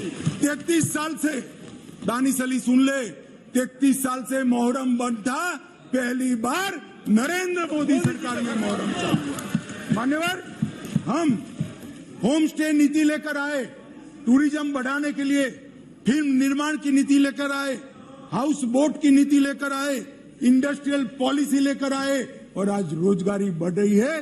20,000 लोगों को नौकरी देने का काम भारतीय जनता पार्टी का है। मूलभूत ढांचे का विकास हो रहा है और 5,000 मेगावाट, 3,000 मेगावाट, 624 मेगावाट और 540 मेगावाट की जल विद्युत की योजनाएं वहां शुरू कर दी गई है। इसके साथ 850 मेगावाट और 1000 मेगावाट इसकी भी 2 जल विद्युत योजनाएं शुरू हुई है। सिंचाई योजना, शाहपुर कंडी बांध योजना जो 50 साल पहले शुरू हुई थी, मोदी जी के शासन में चालू हुई थी, मोदी जी के शासन में पूरी होगी। 62 करोड़ की मुख्य रवि नहर 90% काम पूरा कर दिया गया है। और झेलम तवी बाढ़ वसूली परियोजना संगठन द्वारा $250 मिलियन विश्व बैंक से लाकर गरीबों को पुनर्वसन का काम नरेंद्र मोदी सरकार। श्रीनगर बारामूला रेल लिंक प्रगति पर है, उधमपुर बारामूला रेल लिंक प्रगति पर है। और सुरक्षा का मैं आंकड़ा बताना चाहता हूं मान्यवर, मैं इसलिए तुलनात्मक रखता हूं कि अविश्वास का जो प्रस्ताव है इससे देश की जनता में भ्रांति न खड़ी हो मान्यवर, ये बहुत जरूरी है मान्यवर। इसलिए मैं 9 साल के 2 टुकड़े लेकर आया हूं। कौन से 9 साल के टुकड़े हैं? एक परिवारवाद, तुष्टीकरण और भ्रष्टाचार के आधार पर चुनी गई यूपीए की सरकार के 9 साल है, और एक देशभक्ति और समर्पण के आधार पर चुनी गई नरेंद्र मोदी सरकार। 9 साल की दोनों के तुलनात्मक में आतंकवाद की कुल घटनाओं में मान्यवर 68% की कटौती हो चुकी है। मान्यवर कुल मौतें सिक्योरिटी और नागरिक की दोनों मिलाकर 72% की कमी हुई है। और नागरिकों की मौतों, सिर्फ नागरिकों की मौतों में 82% की कमी हुई है। मान्यवर सिक्योरिटी फोर्स की मौतों में 56% कमी हुई है। और स्टोन पेल्टिंग करने की किसी की हिम्मत नहीं है। मान्यवर इसी सदन में कहते थे जम्मू कश्मीर में धारा 370 रहता ही तो खून की नदियां बह जाएगी, कंकड़ चलाने की हिम्मत नहीं है किसी की कंकड़ चलाने। नरेंद्र मोदी सरकार, और इसलिए मैं कहता हूं आपको भले अविश्वास हो, जनता को तो विश्वास। मान्यवर वामपंथी उग्रवाद एक तीसरा क्षेत्र था जो देश में आंतरिक सुरक्षा की दृष्टि से यूपीए सरकार के 10 साल के बाद एक हॉटस्पॉट माना जाता था। मान्यवर इसके हिंसा के आंकड़े देखिए, 2005 से 14 के और 14 से 22 के हिंसा टोटल 14,000 घटनाएं हुई थी, अब 6,900 हुई, 52% की कमी। मृत्यु 5,790 थी, अब 1,811 हुई, 69% की कमी। हिंसाग्रस्त जिले 96 थे, 96, इसके बाद में 22 नए बने, तो एक दृष्टि से 96 + 22 हुए, कितने होते हैं? 96 और 20 मतलब 118 हुए। अब 118 से घटकर 45 जिले बच गए हैं। नक्सलवाद, वामपंथी उग्रवाद सिमट कर रह गया है। और हिंसाग्रस्त पुलिस स्टेशन 465 थे, 80 नए बनने के बाद 465 + 80 लगभग 550 हुए, और उसमें से अब 176 बचे हैं, 62% की कमी। मान्यवर वामपंथी उग्रवाद पर हमने नकेल कसी। 2014 से सातत्यपूर्ण तरीके से वामपंथी उग्रवाद के खिलाफ जीरो टॉलरेंस की नीति लेकर नरेंद्र मोदी जी, मान्यवर राजनाथ जी गृह मंत्री थे तभी एक योजना बन गई, विकास की योजना पहले बनी, और वामपंथी उग्रवाद क्षेत्र के विकास गृह मंत्रालय के तहत आते, हर गांव के अंदर बिजली पहुंचाना, रोड पहुंचाना, स्कूल पहुंचाना, सस्ते अनाज की दुकान पहुंचाना, दवाइयों की दुकान पहुंचाना, स्किल डेवलपमेंट के प्रोग्राम पहुंचाना, ये काम होते गए। अंत में हमने पहले विकास पहुंचा और फिर 195 नए सुरक्षा वैक्यूम भरने के लिए सीएपीएफ के कैंप खोलने का काम नरेंद्र मोदी सरकार ने किया।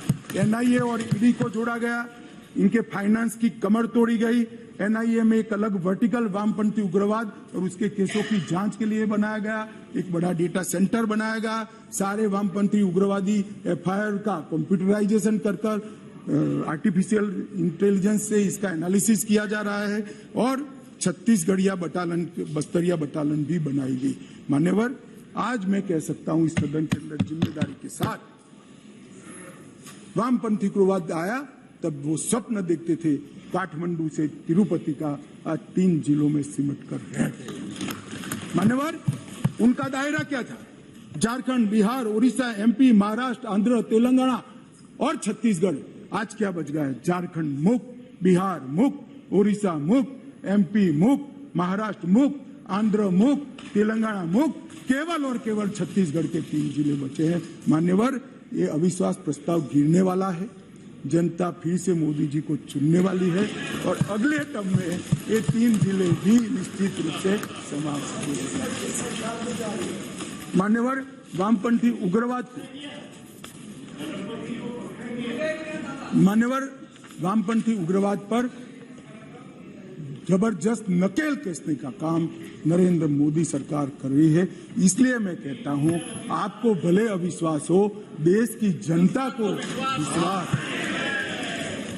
मान्यवर, अब मैं पूर्वोत्तर की बात करना चाहता हूं। नॉर्थ ईस्ट भी तीसरा हॉटस्पॉट माना जाता था। मान्यवर, हिंसक घटनाएं सेम कालखंड की मैं लेकर आया हूं, फिर से इन लोगों को ऐसा न हो, इसलिए हिंसक घटनाएं 10,000 होती थी, इसकी जगह 3,238 हुई, 68% की कमी। हताहत सुरक्षा बल 397, अब 128, 68% की कमी। मृत्यु नागरिक 2,298, अब 420, 82% की कमी। हर हेड में हिंसा नॉर्थ ईस्ट के अंदर कम हुई। और इसके पहले मान्यवर किसकी सरकार थी? 10 साल तक नॉर्थ ईस्ट के सारे राज्य और यहां पर ये यूपीए की सरकार थी मान्यवर, मगर कुछ नहीं होता था। निवेदन करना, पॉलिटिक्स करना और अंदर अंदर झगड़ा लगाना, यही काम था। नरेंद्र मोदी जी ने नॉर्थ ईस्ट को मन के साथ, भारत के साथ जोड़ने का काम किया। हमारे कई डेवलपमेंट के पंडित कहते हैं मोदी जी ने नॉर्थ ईस्ट को मैं बताता हूं भैया, ये भी बताता हूं। मान्यवर, कई विकास के पंडित कहते हैं नॉर्थ ईस्ट में एयरपोर्ट पहुंच गया, दूरी कम हो गई। कई विकास के पंडित कहते हैं 8 राज्यों में रेल पहुंच गई, दूरी कम हो गई। कई विकास के पंडित कहते हैं इतने 1000 किलोमीटर रोड बन गया, दूरी कम हुई। अरे भाई, दूरी रोड, रेलवे और विमान से कम नहीं होती है, दूरी दिल से कम होती है। मोदी जी ने दिल से दूरी कम करने का काम किया है और नॉर्थ ईस्ट को मेन स्ट्रीम में लाने का काम किया है। आज मैं कहता हूं, ऐसे भी प्रधानमंत्री है, मोदी जी को 9 साल हुए हैं, 15 साल और 18 साल प्रधानमंत्री रहे हुए लोग हैं इस देश में जिन पर इनको नाज है और हम पर अविश्वास है, मगर वो कभी 50 बार नहीं गए। मोदी जी 9 साल में 50 से ज्यादा बार नॉर्थ ईस्ट के अंदर। ये बताता है कि नॉर्थ ईस्ट इस देश का हिस्सा है, इसका कसक हमारे मन में। उत्तर प्रदेश से बड़ा भूभाग किस तरह से छोड़ दिया था, आगजनी, टेररिस्ट, नस्ली हिंसाएं, और आप हमारा हिसाब मांगते हो। बोलो मणिपुर में बताता हूं, मैं फिर बोलूंगा मणिपुर। मान्यवर, इन लोगों ने नॉर्थ ईस्ट के लिए कुछ नहीं किया, ना विकास किया है ना कुछ किया है। मैं आपको बताता हूं, अटल जी नैसेक स्थापना कर गए थे, इसरो जैसी एक संस्था बनाई, पदेन मैं इसका अध्यक्ष होता हूं। मोदी जी ने नैसेक को एक्टिवेट करा, पूरा नॉर्थ ईस्ट का स्टडी किया है। ब्रह्मपुत्र के पूर्व को बड़े बड़े मैदानों में तालाब बनाकर इसके अंदर डाइवर्ट कर सिंचाई भी होगी, बाढ़ का रास्ता भी होगा और पर्यटन भी होगा। ये बाढ़ मुक्त नॉर्थ ईस्ट आने वाले वर्षों, और हम बनाकर रहेंगे नॉर्थ ईस्ट को बाढ़ मुक्त, क्योंकि आपका अविश्वास प्रस्ताव गिरने वाला है। जनता हमें चुनने वाली है, क्योंकि भले आपको विश्वास हो, मगर जनता को तो। मान्यवर, मैं जब ये कहता हूं तब हमने नॉर्थ ईस्ट में शांति ऐसे भावनाओं से नहीं करी, ये कागजी शांति नहीं है। इसके पीछे रणनीति है, इसके पीछे कड़ी मेहनत है और इसके पीछे लगन भी लगी है। मान्यवर, 2014 में अचिक नेशनल वॉलंटियर काउंसिल की हमने समाधान करा, लगभग 674 लोग समाधान हुआ। अब ये अचिक नेशनल वॉलंटियर काउंसिल की हिंसा में 224 लोग मारे गए। एनएलएफटी के साथ 2019 में समाधान हुआ, 88 लोगों ने सरेंडर किया, इसमें 144 लोग मारे गए थे। बोडोलैंड के national democratic front of Bodoland के साथ समाधान हुआ 2020 में, एनएलएफटी के साथ 19 में हुआ, 2020 में बोडोलैंड के साथ national democratic front of Bodoland के साथ हुआ, 1630 लोग सरेंडर किए, 4300 लोग बोडोलैंड की हिंसा में मारे गए थे मान्यवर, 4362 लोग, और इन्होंने हथियार डाले। कार्बी समूह 197 लोग मारे गए थे, 1000 उग्रवादियों ने समर्थन किया। असम आदिवासी सशस्त्र समूह 1182 लोगों ने सरेंडर किया, 329 लोग मारे गए थे, और दिमासा नेशनल लिबरल आर्मी 168 लोगों ने सरेंडर किया, जिसमें 25 लोग मारे गए थे मान्यवर। कुल 8000 सशस्त्र उग्रवादियों ने सरेंडर नरेंद्र मोदी जी के 9 साल में किया। और हमारे सम्मानीय सदस्य गौरव जी कह रहे थे हिंसा के त्रस्त है, देखा नहीं जा रहा है, आग की लपटे। भाई आग की लपटे अभी तो मणिपुर में मैं आता हूं क्यों हुई, परंतु आपके समय में तो 8 राज्य आग की लपटों से घिरे हुए थे, और ये हिंसा में 6000 से ज्यादा लोग मारे गए थे, जो अब सरेंडर होकर मेन स्ट्रीम के अंदर आए। मान्य अध्यक्ष जी, मैं इसलिए आपको ये कहना चाहता हूं कि पूर्वोत्तर के अंदर हमने हिंसक घटनाओं में 68%, सुरक्षा बलों की हत्याओं में 68% और हताहत नागरिक में 82% कमी करी है। ये सारा मैंने जो कहा वो समझौते किए हैं। आसाम के अंदर 70% से अधिक अपसफा का क्षेत्र मुक्त, मणिपुर के अंदर 7 जिलों के 19 पुलिस स्टेशन हटाए गए, अरुणाचल में केवल एक जिला और 3 पुलिस स्टेशन बच गए, नागालैंड में 8 जिलों के 18 पुलिस स्टेशन हटाए गए, और त्रिपुरा और मेघालय में पूर्णतः अपसपा हटा लिया गया है। माननीय अध्यक्ष जी, मैं ये कहता हूं कि जो बचा कुचा काम बाकी है वो भी हम ही पूरा करेंगे, क्योंकि आपका अविश्वास प्रस्ताव गिरने वाला है, जनता हमें चुनने वाली है, क्योंकि जनता को, आपको भले अविश्वास हो, जनता को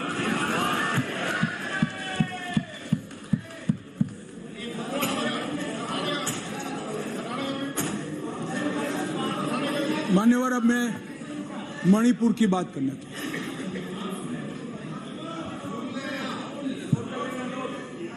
भाई थोड़ी देर मान्यवर, अब मैं इस सदन में मणिपुर की बात करना चाहता हूं। मान्यवर, मणिपुर में जो हिंसक घटनाएं हुई है वो क्यों हुई है, क्या स्थिति है, और इससे निपटने के लिए हमने क्या कुछ किया है, इसकी डिटेल बात मैं अभी करूंगा।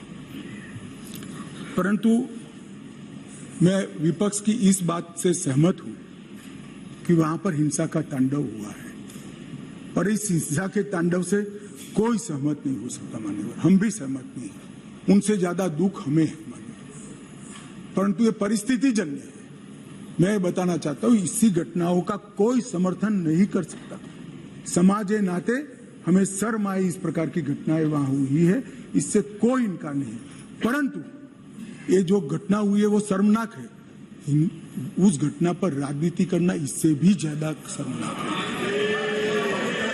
मान्यवर।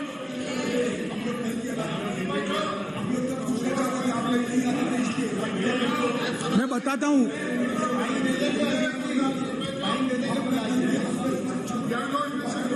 Okay please. ये गलती आपकी है यार, आपके टाइम में बोलना पड़ेगा, मेरे टाइम में सारे प्लीज प्लीज, गलती आपकी है। हम तो सवाल पूछने वाला है, और आप हमारे ऊपर दोबारा इल्जाम थोपने की कोशिश कर रहे हैं। सियासत तो आप कर रहे हैं, हम कहाँ सियासत किए? प्रधानमंत्री गए नहीं, प्रधानमंत्री जी की उपस्थिति।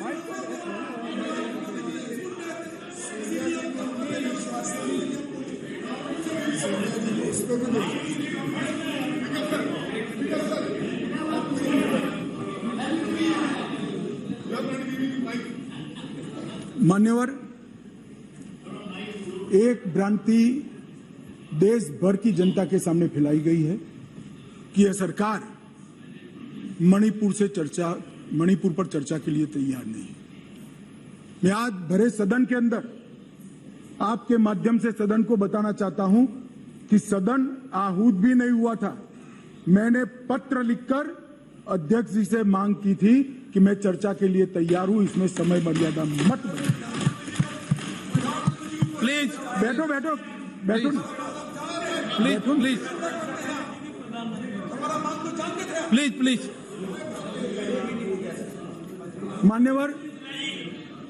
मान्यवर मैं डे 1 से चर्चा के लिए तैयार था, मगर वो चर्चा नहीं चाहते, उनको विरोध करना था।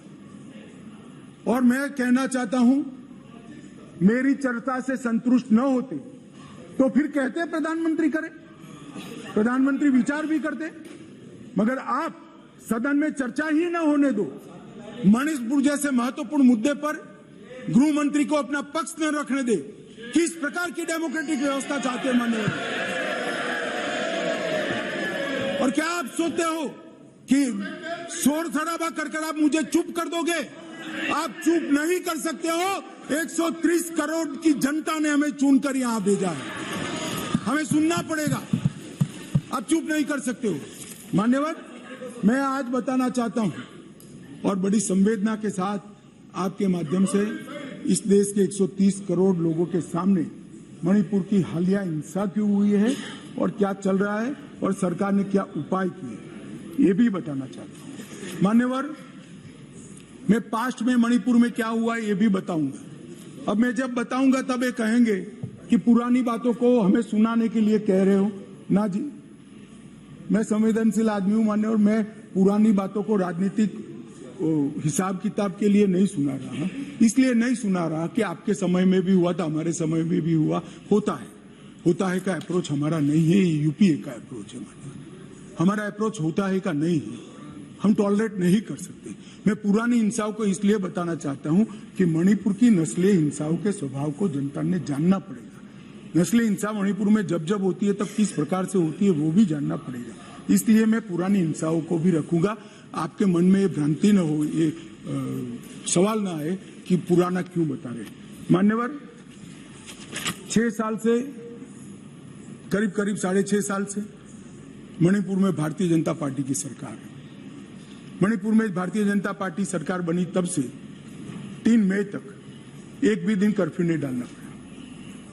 मैं मेरी बात आग्रह के साथ कहना चाहता हूं।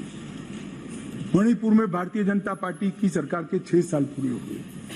6 साल में मणिपुर में एक भी दिन कर्फ्यू नहीं डालना पड़ा। मणिपुर के अंदर एक भी दिन बंद नहीं रहा। मणिपुर के अंदर एक भी दिन ब्लॉकेड नहीं हुआ और उग्रवादी हिंसा लगभग समाप्त हो गई। ये 6 साल का भारतीय जनता पार्टी के शासन का इतिहास था। 2021 में हमारे देश की पड़ोस में म्यांमार में सत्ता परिवर्तन हुआ और म्यांमार में वहां पर मिलिट्री का शासन आया, डेमोक्रेटिक सरकार गिर गई और वहां पर एक कुकी डेमोक्रेटिक फ्रंट है, इसने लोकतंत्र के लिए आंदोलन चालू करा।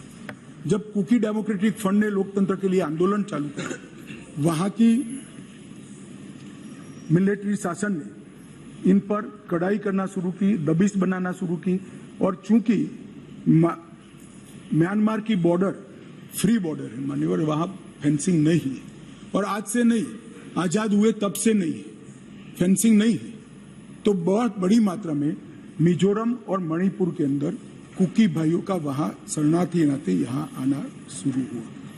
मैं इसलिए कहना चाहता हूं मान्यवर, क्योंकि उनका झगड़ा मणिपुर की मिलिट्री से था और दबिश शुरू हुई इसलिए अरे म्यांमार की मिलिट्री से था और दबिश शुरू हुई इसलिए वो यहां पर आए। मान्यवर, हजारों की संख्या में कुकीज आदिवासी भाई यहां आना शुरू हो गए और परिवार बसने लगे। कहां बसेंगे? तो जंगल में बसने लगे और एक प्रकार से मणिपुर के बाकी हिस्सों में एक असुरक्षा की भावना हुई कि हमारी जनसांख्यिकी बदल जाएगी। हमने उसको देखा। उसी वक्त मान्यवर हमने गृह मंत्रालय में 2022 में निर्णय किया कि अब ये बॉर्डर को खुला नहीं कर सकते, बॉर्डर बनानी पड़ेगी, फेंसिंग करनी पड़ेगी। हमने 10 किलोमीटर फेंसिंग पूरी कर दी है, 60 किलोमीटर का काम चालू है और 600 किलोमीटर का सर्वे चालू है। आपने 2014 तक कभी फेंसिंग नहीं की। हमने दूरंदेशी से 23 में दंगे हुए, 21 में ही फेंसिंग का काम शुरू कर दिया था। 10 किलोमीटर ट्रायल फेंसिंग बन चुकी है, 60 किलोमीटर का काम चालू है और 600 किलोमीटर का सर्वे बाकी, जिससे ये घुसपैठ को रोका जा सके। फिर एक अनरेस्ट खड़ा होने लगा, क्योंकि वहां जनसांख्यिकी बहुत निर्णायक होती है मान्यवर। घाटी में कुकी भाई रहते हैं, पहाड़ पर ट्राइबल भाई रहते हैं, तो उनके घाटी में मतई रहते हैं और पहाड़ पर कुकी और नागा ट्राइबल भाई रहते हैं। तो एक जनसांख्यिकी के बदलाव का बड़ा दबाव रहता है कि हमारी संख्या, हम अल्पमत में आ जाएंगे। तो इसके लिए हमने लगभग जनवरी महीने से हमने वहां पर जितने भी शरणार्थी आए थे उनको एक परिचय पत्रक देने की शुरुआत की। उनका थंब इम्प्रेशन लिया, आई इम्प्रेशन लिया और थंब इम्प्रेशन और आई इम्प्रेशन को वोटर लिस्ट और आधार कार्ड के नेगेटिव लिस्ट में डालने का काम किया। ऐसा नहीं है मान्यवर कि यहाँ गृह मंत्रालय के कंट्रोल रूम में कोई आंख मूंद कर हुआ। 2023 में दंगा हुआ, 21 में हमने फेंसिंग चालू करी, 22 में हमने फेंसिंग चालू करी और 23 की शुरुआत में हमने थंब इम्प्रेशन और आई इम्प्रेशन लेने की शुरुआत की और उसको भारत के वोटर लिस्ट और आधार के नेगेटिव लिस्ट में डालने की। फिर भी ये जिस प्रकार से संख्या बढ़ती गई, एक असुरक्षा की भावना मतई लोगों में फैलती गई। मान्यवर ये जो वहां पर एक फ्री रेजिम है, नेपाल की तरह वहां पासपोर्ट नहीं चाहिए। अब ये मत कहना है कि हमने क्यों नहीं करा, 1968 से करा हुआ है भाई। 1968 से एक समझौता है भारत और ब्रह्मदेश की सरकारों के बीच में कि बॉर्डर के 40 किलोमीटर से जो अंदर आएगा या यहाँ से 40 किलोमीटर से ज्यादा उसको पासपोर्ट नहीं चाहिए। ये समझौता है, किसी को रोकना भी असंभव था। और इतने हजारों किलोमीटर की बॉर्डर में बाढ़ भी नहीं लगी थी, फेंसिंग भी नहीं थी, तो संख्या बढ़ती गई और असुरक्षा बढ़ती गई। इतने में एक अफवाह फैल गई 29 तारीख अप्रैल को कि 58 ये वसाहतें जो थी शरणार्थियों की, उसको गांव घोषित कर दिया गया। अब गांव घोषित करने की अफवाह से ही घाटी में बहुत बड़ा अनरेस्ट शुरू हुआ मान्यवर। और वो अनरेस्ट को भी हमने माइक वाली जीपे चलाई, बताया गया कि भाई कोई गांव घोषित नहीं हुआ है, मगर अफवाहें जब फैलती है तब फैलती है अविश्वास का वातावरण। और घोषित जंगल गांव घोषित किया, जंगल गांव घोषित किया, जो वसाहतें थी उसको, तो उनको लगा परमानेंट अब यही बस जाएंगे, तो एक अनरेस्ट खड़ा हुआ। उसके बाद में आग में तेल डालने का काम हाईकोर्ट मणिपुर के अप्रैल महीने में आए हुए एक फैसले ने कहा, जिसने सालों से पड़ी हुई एक लंबित पिटीशन को अचानक चलाया। अचानक चलाकर ना भारत सरकार के ट्राइबल आयोग को शपथ पत्र लिया, ना भारत सरकार के ट्राइबल डिपार्टमेंट का लिया, ना भारत सरकार के गृह मंत्रालय का लिया, ना मणिपुर सरकार का लिया, और अचानक ही कह दिया कि 29 अप्रैल के पहले इस मतई जाति को ट्राइबल घोषित कर दी गई। इससे पहाड़ पर बहुत बड़ा अनरेस्ट हुआ, ट्राइबलों में बड़ा अनरेस्ट हुआ कि अब मतई ट्राइबल बन जाएंगे तो हमारी नौकरियों में स्पर्धा का भाव होता है और स्वाभाविक है। एक कोई कानूनी प्रक्रिया के बगैर एक ऑर्डर कर दिया गया, जिसके कारण ऊपर भी, नीचे ऑलरेडी अनरेस्ट चालू था, ऊपर भी अनरेस्ट हुआ और 3 तारीख को एक रोली के अंदर एक क्लैश हो गया और क्लैश होने के बाद दंगे चालू हुए जो अब तक अशांत परिस्थिति को बनाए हुए हैं। अब इस परिस्थिति को आप वो क्यों नहीं गा, ये क्यों नहीं गा, इस तरह से आप तुलना मत करिए। ये परिस्थिति जन्य दंगे है मान्यवर। मैं आगे भी कहना चाहता हूँ, इसके साथ एक बहुत बड़ी बात दूसरी भी हुई है कि वहाँ मिलिट्री का शासन आने के बाद थोड़ी ढिलास आ गई है और नारकोटिक्स का भी बहुत बड़ी तस्करी म्यांमार की ओर से मणिपुर की ओर हुई है। इसके व्यापार से भी बहुत बड़ा अनरेस्ट हुआ है। मगर जो क्लिंचिंग चीज थी वो कोर्ट का जजमेंट थी, उसकी अंतिम तारीख 29 मई थी और इसके विरोध में एक जुलूस निकला। जुलूस में दोनों ग्रुपों के बीच में भिड़ंत हुई और देखते देखते घाटी में और पहाड़ पर दोनों जगह एक दूसरे पर हमले करना, हिंसा करना शुरू हो गया। मान्यवर, अब 2 सवाल हैं कि हिंसा शुरू करने के बाद क्या किया। मैं उस पर बाद में जाता हूँ, इतनी ही शांति से बताऊंगा, कोई जरा भी मन में, मैं कोई किसी चीज से भागना नहीं चाहता, भागना मेरा स्वभाव ही नहीं है भाई, मैं किसी भी चीज से भागना नहीं, मगर मणिपुर की नस्लीय हिंसाओं के इतिहास को समझना पड़ेगा। 1993 में श्री पीवी नरसिम्हा राव जी प्रधानमंत्री थे, राजकुमार दोरोन्द्र सिंह कांग्रेस के नेता मुख्यमंत्री थे और नागा कुकी संघर्ष हुआ। नागा कुकी भी नस्लीय हिंसा थी और उस वक्त 750 लोग मारे गए, 200 लोग घायल हुए, 45,000 लोग शरणार्थी थे और 1.5 साल तक ये हिंसा अविरत रूप से चलती रही। अब ये कहते हैं प्रधानमंत्री जी क्यों नहीं बोले? भाई 700 लोग मारे गए थे, 200 लोग घायल हुए, 45,000 लोग शरणार्थी बने। आपको मालूम है जवाब किसने दिया? मान्यवर, इनको मालूम है जवाब किसने दिया? MOS राजेश पायलट। और मुझे नहीं बोलने देते। मान्यवर, इतनी जघन्य घटना हुई, भारत सरकार से किसी ने मुलाकात की क्या था? ट्राइबल मिनिस्टर गया? ना जी। समाज कल्याण विभाग के मंत्री गए? ना जी। होम मिनिस्टर का question does not arise. MOS गए? ना जी। और ये पूछते हैं हमें कि प्रधानमंत्री क्यों नहीं गए? अरे भाई, आप जरा देखिए कि नस्लीय हिंसाओं का इतिहास, मैं पूरा बताता हूं इतिहास, मुझे जल्दबाजी नहीं है, बड़ा महत्वपूर्ण मुद्दा है, मुझे पूरा बताना है इतिहास। संसद के अंदर विपक्ष बोलते बोलते थक गया, गृह मंत्री जवाब देने के लिए खड़े नहीं हुए, MOS ने जवाब दिया मान्यवर, और ये लोग प्रधानमंत्री जवाब दे वो मांग से पूरा पार्लियामेंट होल्ड करे हुए। मान्यवर, 1993 में दूसरी बार संघर्ष हुआ, मतई पंगल संघर्ष हुआ, 100 लोग मारे गए, वो भी 1 साल तक चला और राज्यसभा में गृह मंत्री ने जवाब दिया, बस, लोकसभा में नहीं।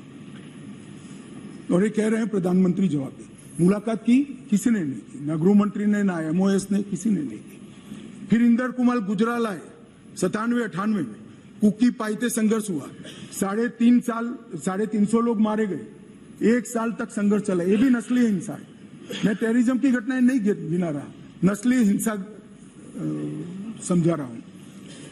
1 साल तक चला, चर्चा ही नहीं हुई, स्टेटमेंट भी नहीं हुआ, सवाल भी सारे खारिज कर दिए गए और ये कहते हैं प्रधानमंत्री जवाब दो। और मैं डे वन से कह रहा हूं मान्यवर, मैं जवाब देने के लिए तैयार हूं, मेरी ड्यूटी है, मैं देश के प्रति जवाब दे हूं, संसद के प्रति जवाब दे हूं, विपक्ष के प्रति भी जवाब दे हूं, मैं आपको जवाब देने के लिए। मुझे बोलने नहीं देते हैं, ये किस प्रकार का लोकतंत्र है मान्यवर? तो अब तो बोलने ही दोगे, अब तो बोलने ही दोगे दादा। मैं पहले की बात कर रहा हूं, पहले की बात कर रहा हूं। और हमारे गोगाई जी कहते हैं मौन तोड़ने के लिए लाया गया। अरे भाई, मौन रखने वाले तो हार गए और वहां बैठ गए, हम तो बोलने वाले हैं, जवाब देने वाले हैं। हम मौन नहीं रखते, मौन आप रखते हैं। हमें कुछ नहीं छुपाना, हमारा कोई आदमी इसमें इन्वॉल्व नहीं है। मैं नाम बोलना नहीं चाहता, गृह मंत्रालय के रिकॉर्ड पर नेताओं के नाम है। सुनना है तो बता दूं, आप खड़े होकर कह दो बताओ तो मैं बता देता हूं, नाम सुनना है।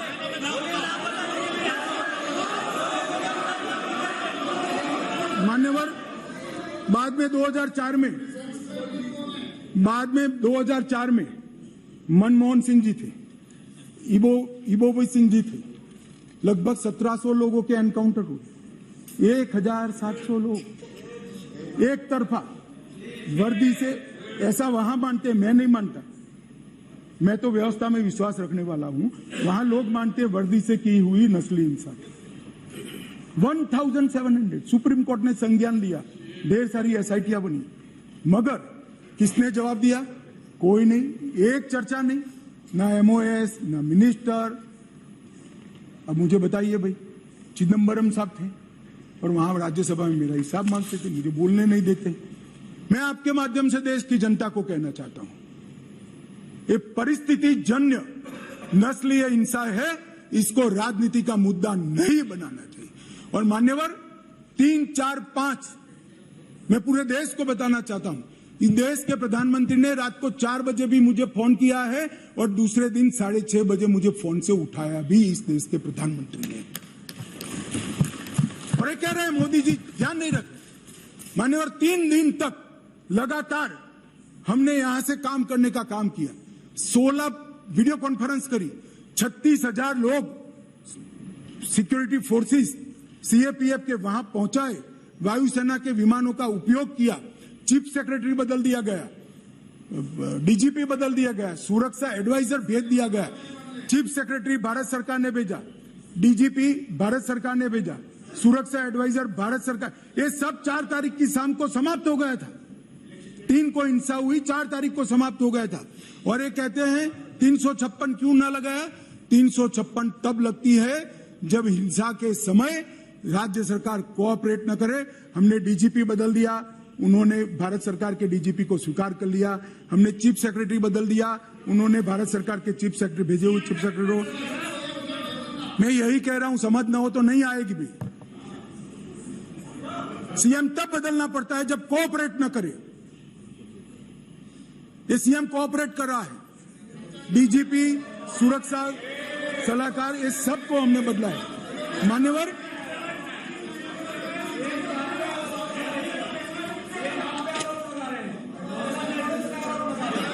भाई बैठ जाओ यार। कृपया आप इतनी चिंता करो कि मैं आसाम पर न जाऊं। मान्यवर, यूपीए के शासन में वहां नाकाबंदी की जाती थी, ब्लॉकेड लगाए जाते थे। 1 साल में 139 दिन से 30 दिन तक का ब्लॉकेड रहा, 5 साल तक ब्लॉकेड लगे और उस वक्त पेट्रोल के दाम 1200 रुपये तक पहुंचे थे।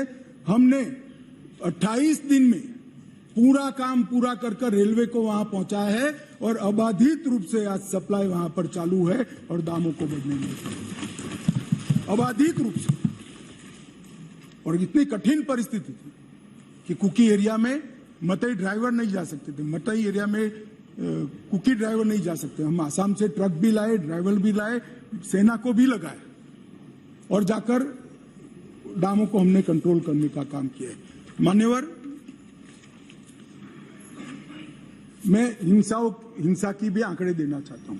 मैं क्यों कह रहा हूं कि आप राजनीति कर रहे हो, मैं लॉजिक के साथ कह रहा हूं। मान्यवर, अब तक 152 लोग मारे गए, इसमें कोई छुपाने की जरूरत नहीं है। ये सोशल मीडिया के जमाने में छिप भी नहीं सकता है और हमारा स्वभाव भी छिपाने का नहीं है। मान्यवर, 152 लोग मारे गए हैं, इसकी एनालिसिस क्या है? मई में 107 मारे गए, मई महीने में। आज हम अगस्त में, जून में 30 मारे गए, जुलाई में 15 मारे गए और अगस्त में अब तक 4 मारे गए। मान्यवर, मई में जो 107 मारे गए उसमें से 68 लोग 3, 4 और 5 में पहले 3 दिन में ही मारे गए। मैं इसके माध्यम से ये कहना चाहता हूं मान्यवर कि हिंसा धीरे धीरे कम हो रही है। हम हिंसा में की आग में तेल डालने का काम न करें, हम तेल न डालें। तेल कैसे डाला जाता है मैं बताता हूं। श्री राहुल गांधी जी यहां से वहां मुलाकात करी, मैं बड़ा स्वागत करता हूं। संवेदना है, मणिपुर की चिंता है। गए, एयरपोर्ट पर उतरे, उन्होंने कहा कि भाई हमें चूड़ाचांदपुर जाना है। ठीक है भाई, अगले दिन जाने वाले थे, पहले दिन कहा कोई बात नहीं, चाहिए आप जरूर जाना चाहिए। हमने कहा हेलीकॉप्टर से चले जाइए, कि नहीं मैं रोड से जाऊं। पुलिस ने रोकना पड़ा। फिर 3 घंटे तक ऑल इंडिया लाइव कराकर ये नाटक देश को दिखाया और फिर 4 बजे दूसरे दिन हेलीकॉप्टर से चले गए।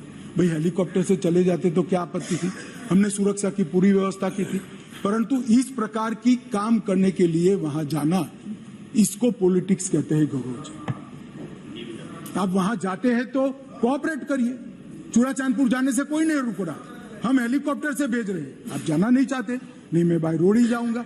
चलो बाय रोड जाना है, जनता को दिखाना है, तो फिर दूसरे दिन क्यों गए? दूसरे दिन भी ना जाते, दूसरे दिन भी गए तो पहले दिन सत्याग्रह दिखाना था। भाई इस तरह की पॉलिटिक्स ऐसी विषम परिस्थितियों में मत करिए। क्या आप मानते हैं, आप क्या मानते हैं कि सरकार को आप इस तरह से परेशान करेंगे, चाहे वहां की हो या यहां की, और जनता नहीं जानती है? जनता ये सारा जानती है और पहचानती भी है। इसलिए मैं कह रहा था, अधीर रंजन जी चले गए, मैं पॉलिटिक्स नहीं कर रहे तो मैं बताता रहा पॉलिटिक्स कर रहे। मान्यवर, हमने लगभग 14,898 लोगों को अरेस्ट किया है और हर केस की एफआईआर 1106 एफआईआर रजिस्टर कर दी गई है। अब अंत में जो शर्मनाक वीडियो आया, मैं इसके बारे में भी कहना चाहता हूं। मान्यवर, ये वीडियो 4 मई के दिन की दुर्भाग्यपूर्ण घटना है। दुनिया में किसी भी जगह पर, किसी भी स्थान पर किसी महिला के साथ, किसी युवा महिला के साथ इस तरह की घटना समाज के नाम पर धब्बा है। मान्यवर, इसका कोई समर्थन नहीं कर सकता, ना सदन कर सकता है, ना कोई पॉलिटिकल पार्टी ना कर सकती है, यहाँ की ना वहां की। मेरे मन में एक छोटा सा सवाल मेरे मन में तो नहीं आया, कुछ मीडिया के मित्र जो ऊपर बैठे हैं उन्होंने डाल दिए। उन्होंने मुझे पूछा कि अमित भाई, ये 4 मई का वीडियो संसद सत्र के एक दिन पहले ही क्यों आया? अगर किसी के पास वीडियो था तो वीडियो डीजीपी को देना चाहिए या नहीं देना चाहिए? मानिए, किसी के पास वीडियो था तो पुलिस तंत्र को देना चाहिए या नहीं देना चाहिए? उसको सार्वजनिक करना चाहिए क्या? वो महिला के सम्मान की तो सोचो ना जी। इंटेलिजेंस का सवाल नहीं था भाई, वहां उस वक्त इतने हुड़दंग में। एक मिनट, इंटेलिजेंस के पास नहीं आया, मगर आपको देना चाहिए था या नहीं देना चाहिए था? आपको देना चाहिए था या नहीं देना चाहिए? हाँ, दादा का काम टीवी में बताने का है। दादा का काम। मान्यवर, फिर भी मैं टाइमिंग में ज्यादा नहीं जाना चाहता। सुनिए ना भाई, मैं टाइमिंग में ज्यादा जाना नहीं चाहता। मान्यवर, वीडियो किसी के पास भी था, मैं इन पर आरोप नहीं कर रहा हूं, किसी के पास भी था। अगर उसने डीजीपी को दे दिया होता तो 5 तारीख को ही पकड़ गए होते, क्योंकि जिस दिन वीडियो दिया उसी दिन वीडियो की कॉपी पर से हमने फेस आइडेंटिफिकेशन सॉफ्टवेयर का उपयोग करते हुए, सरकारों के डेटा के साथ मिलान करते हुए 9 के 9 लोगों को अरेस्ट कर दिया और वो आज ट्रायल फेस कर रहे हैं जेल में। उस वक्त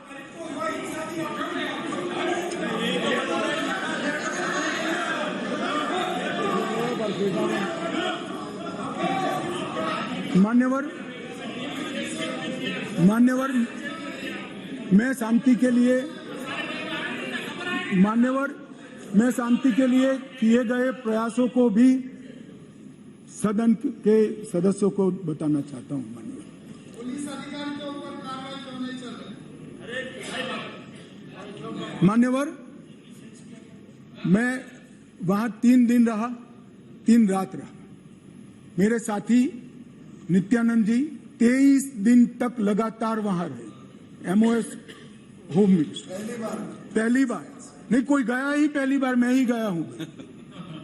अब तक कोई नहीं गया है। इतने सारे दंगे मैंने जो बताए, नस्ली इंसान, कोई नहीं गया है। एमओएस 23 दिन रहा है, 3 दिन में रहा। मान्यवर, हमने ये सारी की जांच के लिए हाईकोर्ट के सेवानिवृत्त न्यायाधीश का एक कमीशन बना दिया है, जिसमें एक आईपीएस और आईएएस अफसर भी है। मान्यवर, अध्यक्ष राज्यपाल महोदय को अध्यक्ष बनाकर शांति समिति को हमने वहां पर प्रस्तापित किया है। 36,000 से अधिक सुरक्षा कर्मी, जहां मतई समूह रहता है, जो कुकी रहता है, बीच में बफर जोन बनाकर खड़े हैं। आज भी गुस्सा शांत नहीं हुआ है, परंतु हिंसा इसलिए कम हुई कि बीच में 36,000 पैरामिलिट्री फोर्सेस दिन रात तैनात है, इसलिए हिंसा कम हुई है। बेहतर इंटर एजेंसी समन्वय के लिए यूनिफाइड कमांड व्यवस्था, क्योंकि वहां बीएसएफ भी है, सीआरपीएफ भी है, असम राइफल भी है, सेना भी है, मणिपुर पुलिस भी है। 5 सुरक्षा एजेंसियों के बीच में बेहतर समन्वय के लिए यूनिफाइड कमांड व्यवस्था बना दी गई है और उसकी चेयरमैनशिप यहां से भेजे गए सुरक्षा सलाहकार के हाथ में है। इस घटनाक्रम के पीछे षड्यंत्र वाले जो 6 केस रजिस्टर किए, 6 केस पहले सीबीआई को दे दिए गए थे। सुप्रीम कोर्ट ने और 11 केस सीबीआई को दिया है। इसके लिए भी एसआईटी आज गठित हो गई है। मान्यवर, पीड़ित और पुनर्वसन पैकेज दिया गया है। सभी मृत्यु वालों को 10 लाख रुपया चुकाने का काम समाप्त हो चुका है। लगभग 30,000 मैट्रिक टन चावल रातों रात पीयूष भाई ने यहाँ से वहाँ भेजा है, जो भी बांट रहे हैं। किसी भी क्षेत्र में मेडिकल सुविधाओं का अभाव न हो, इसलिए भारत सरकार की 8 टीमें अलग अलग एम्स से वहाँ कैंप के अंदर कर दी गई है। कोर्ट में मुकदमों में किसी की एक्स पार्टी सुनवाई न हो, इसलिए चारों प्रभावित जिलों के डिस्ट्रिक्ट कलेक्टर के वहाँ वीडियो कॉन्फ्रेंस की सुविधा कर दी है, तो हाईकोर्ट में जाना नहीं पड़ता है। सबकी सुनवाई वहीं से हो रही है। बच्चों का ऑनलाइन एजुकेशन चालू हो गया है। घाटी में 98% स्कूलें खुल गई है। 80% उपस्थिति रहती है। 2% स्कूलों में कैंप चल रहे हैं, वो भी अब अस्थायी शेल्टर बनाने की शुरुआत हमने कर दी है। राहत सामग्री सुलभता से मिले, इसके लिए भी हमने ढेर सारे प्रयास किए हैं। और सुरक्षा की समीक्षा भी हर सप्ताह मैं यहाँ से वीडियो कॉन्फ्रेंस से यूनिफाइड कमांड के साथ करता हूँ। गृह सचिव हर दूसरे दिन करते हैं और डीआई भी हर रोज करते हैं। मान्यवर, इतनी क्लोज वॉच के साथ वहाँ शांति बनाने का प्रयास चल रहा है। मैंने आगे कहा कि पुरानी सरकारों में किसी में 9 महीना हुआ, किसी में 1.5 साल हुआ। मैं इतना जरूर कहना चाहता हूँ मान्यवर, कम से कम समय में ये हिंसा को शांत करने का काम हम कर पाएंगे, ऐसा मुझे भरोसा है। आज ये सदन तब सदन को मैं विश्वास दिलाना चाहता हूँ कि मणिपुर के अंदर भाई ये बहुत यार बाद में पूछो ना, बाद में पूछो, बैठ जाओ प्लीज।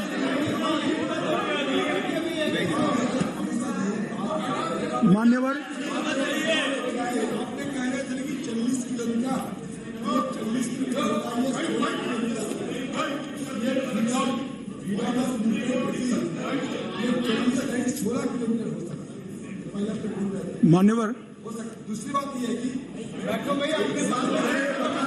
सब ऐसे नहीं होती चर्चा। आपको मौका में देंगे, पूरा मौका देंगे आपको, माननीय गृह मंत्री। मान्यवर, सीमा की सुरक्षा को सुनिश्चित करने के लिए बाड़ बनाने का काम शुरू हो चुका है। बाकी बाड़ का सर्वे हमने और गति से चालू किया है। बायोमेट्रिक्स लेने की गति भी हमने बढ़ा दी है। और मैं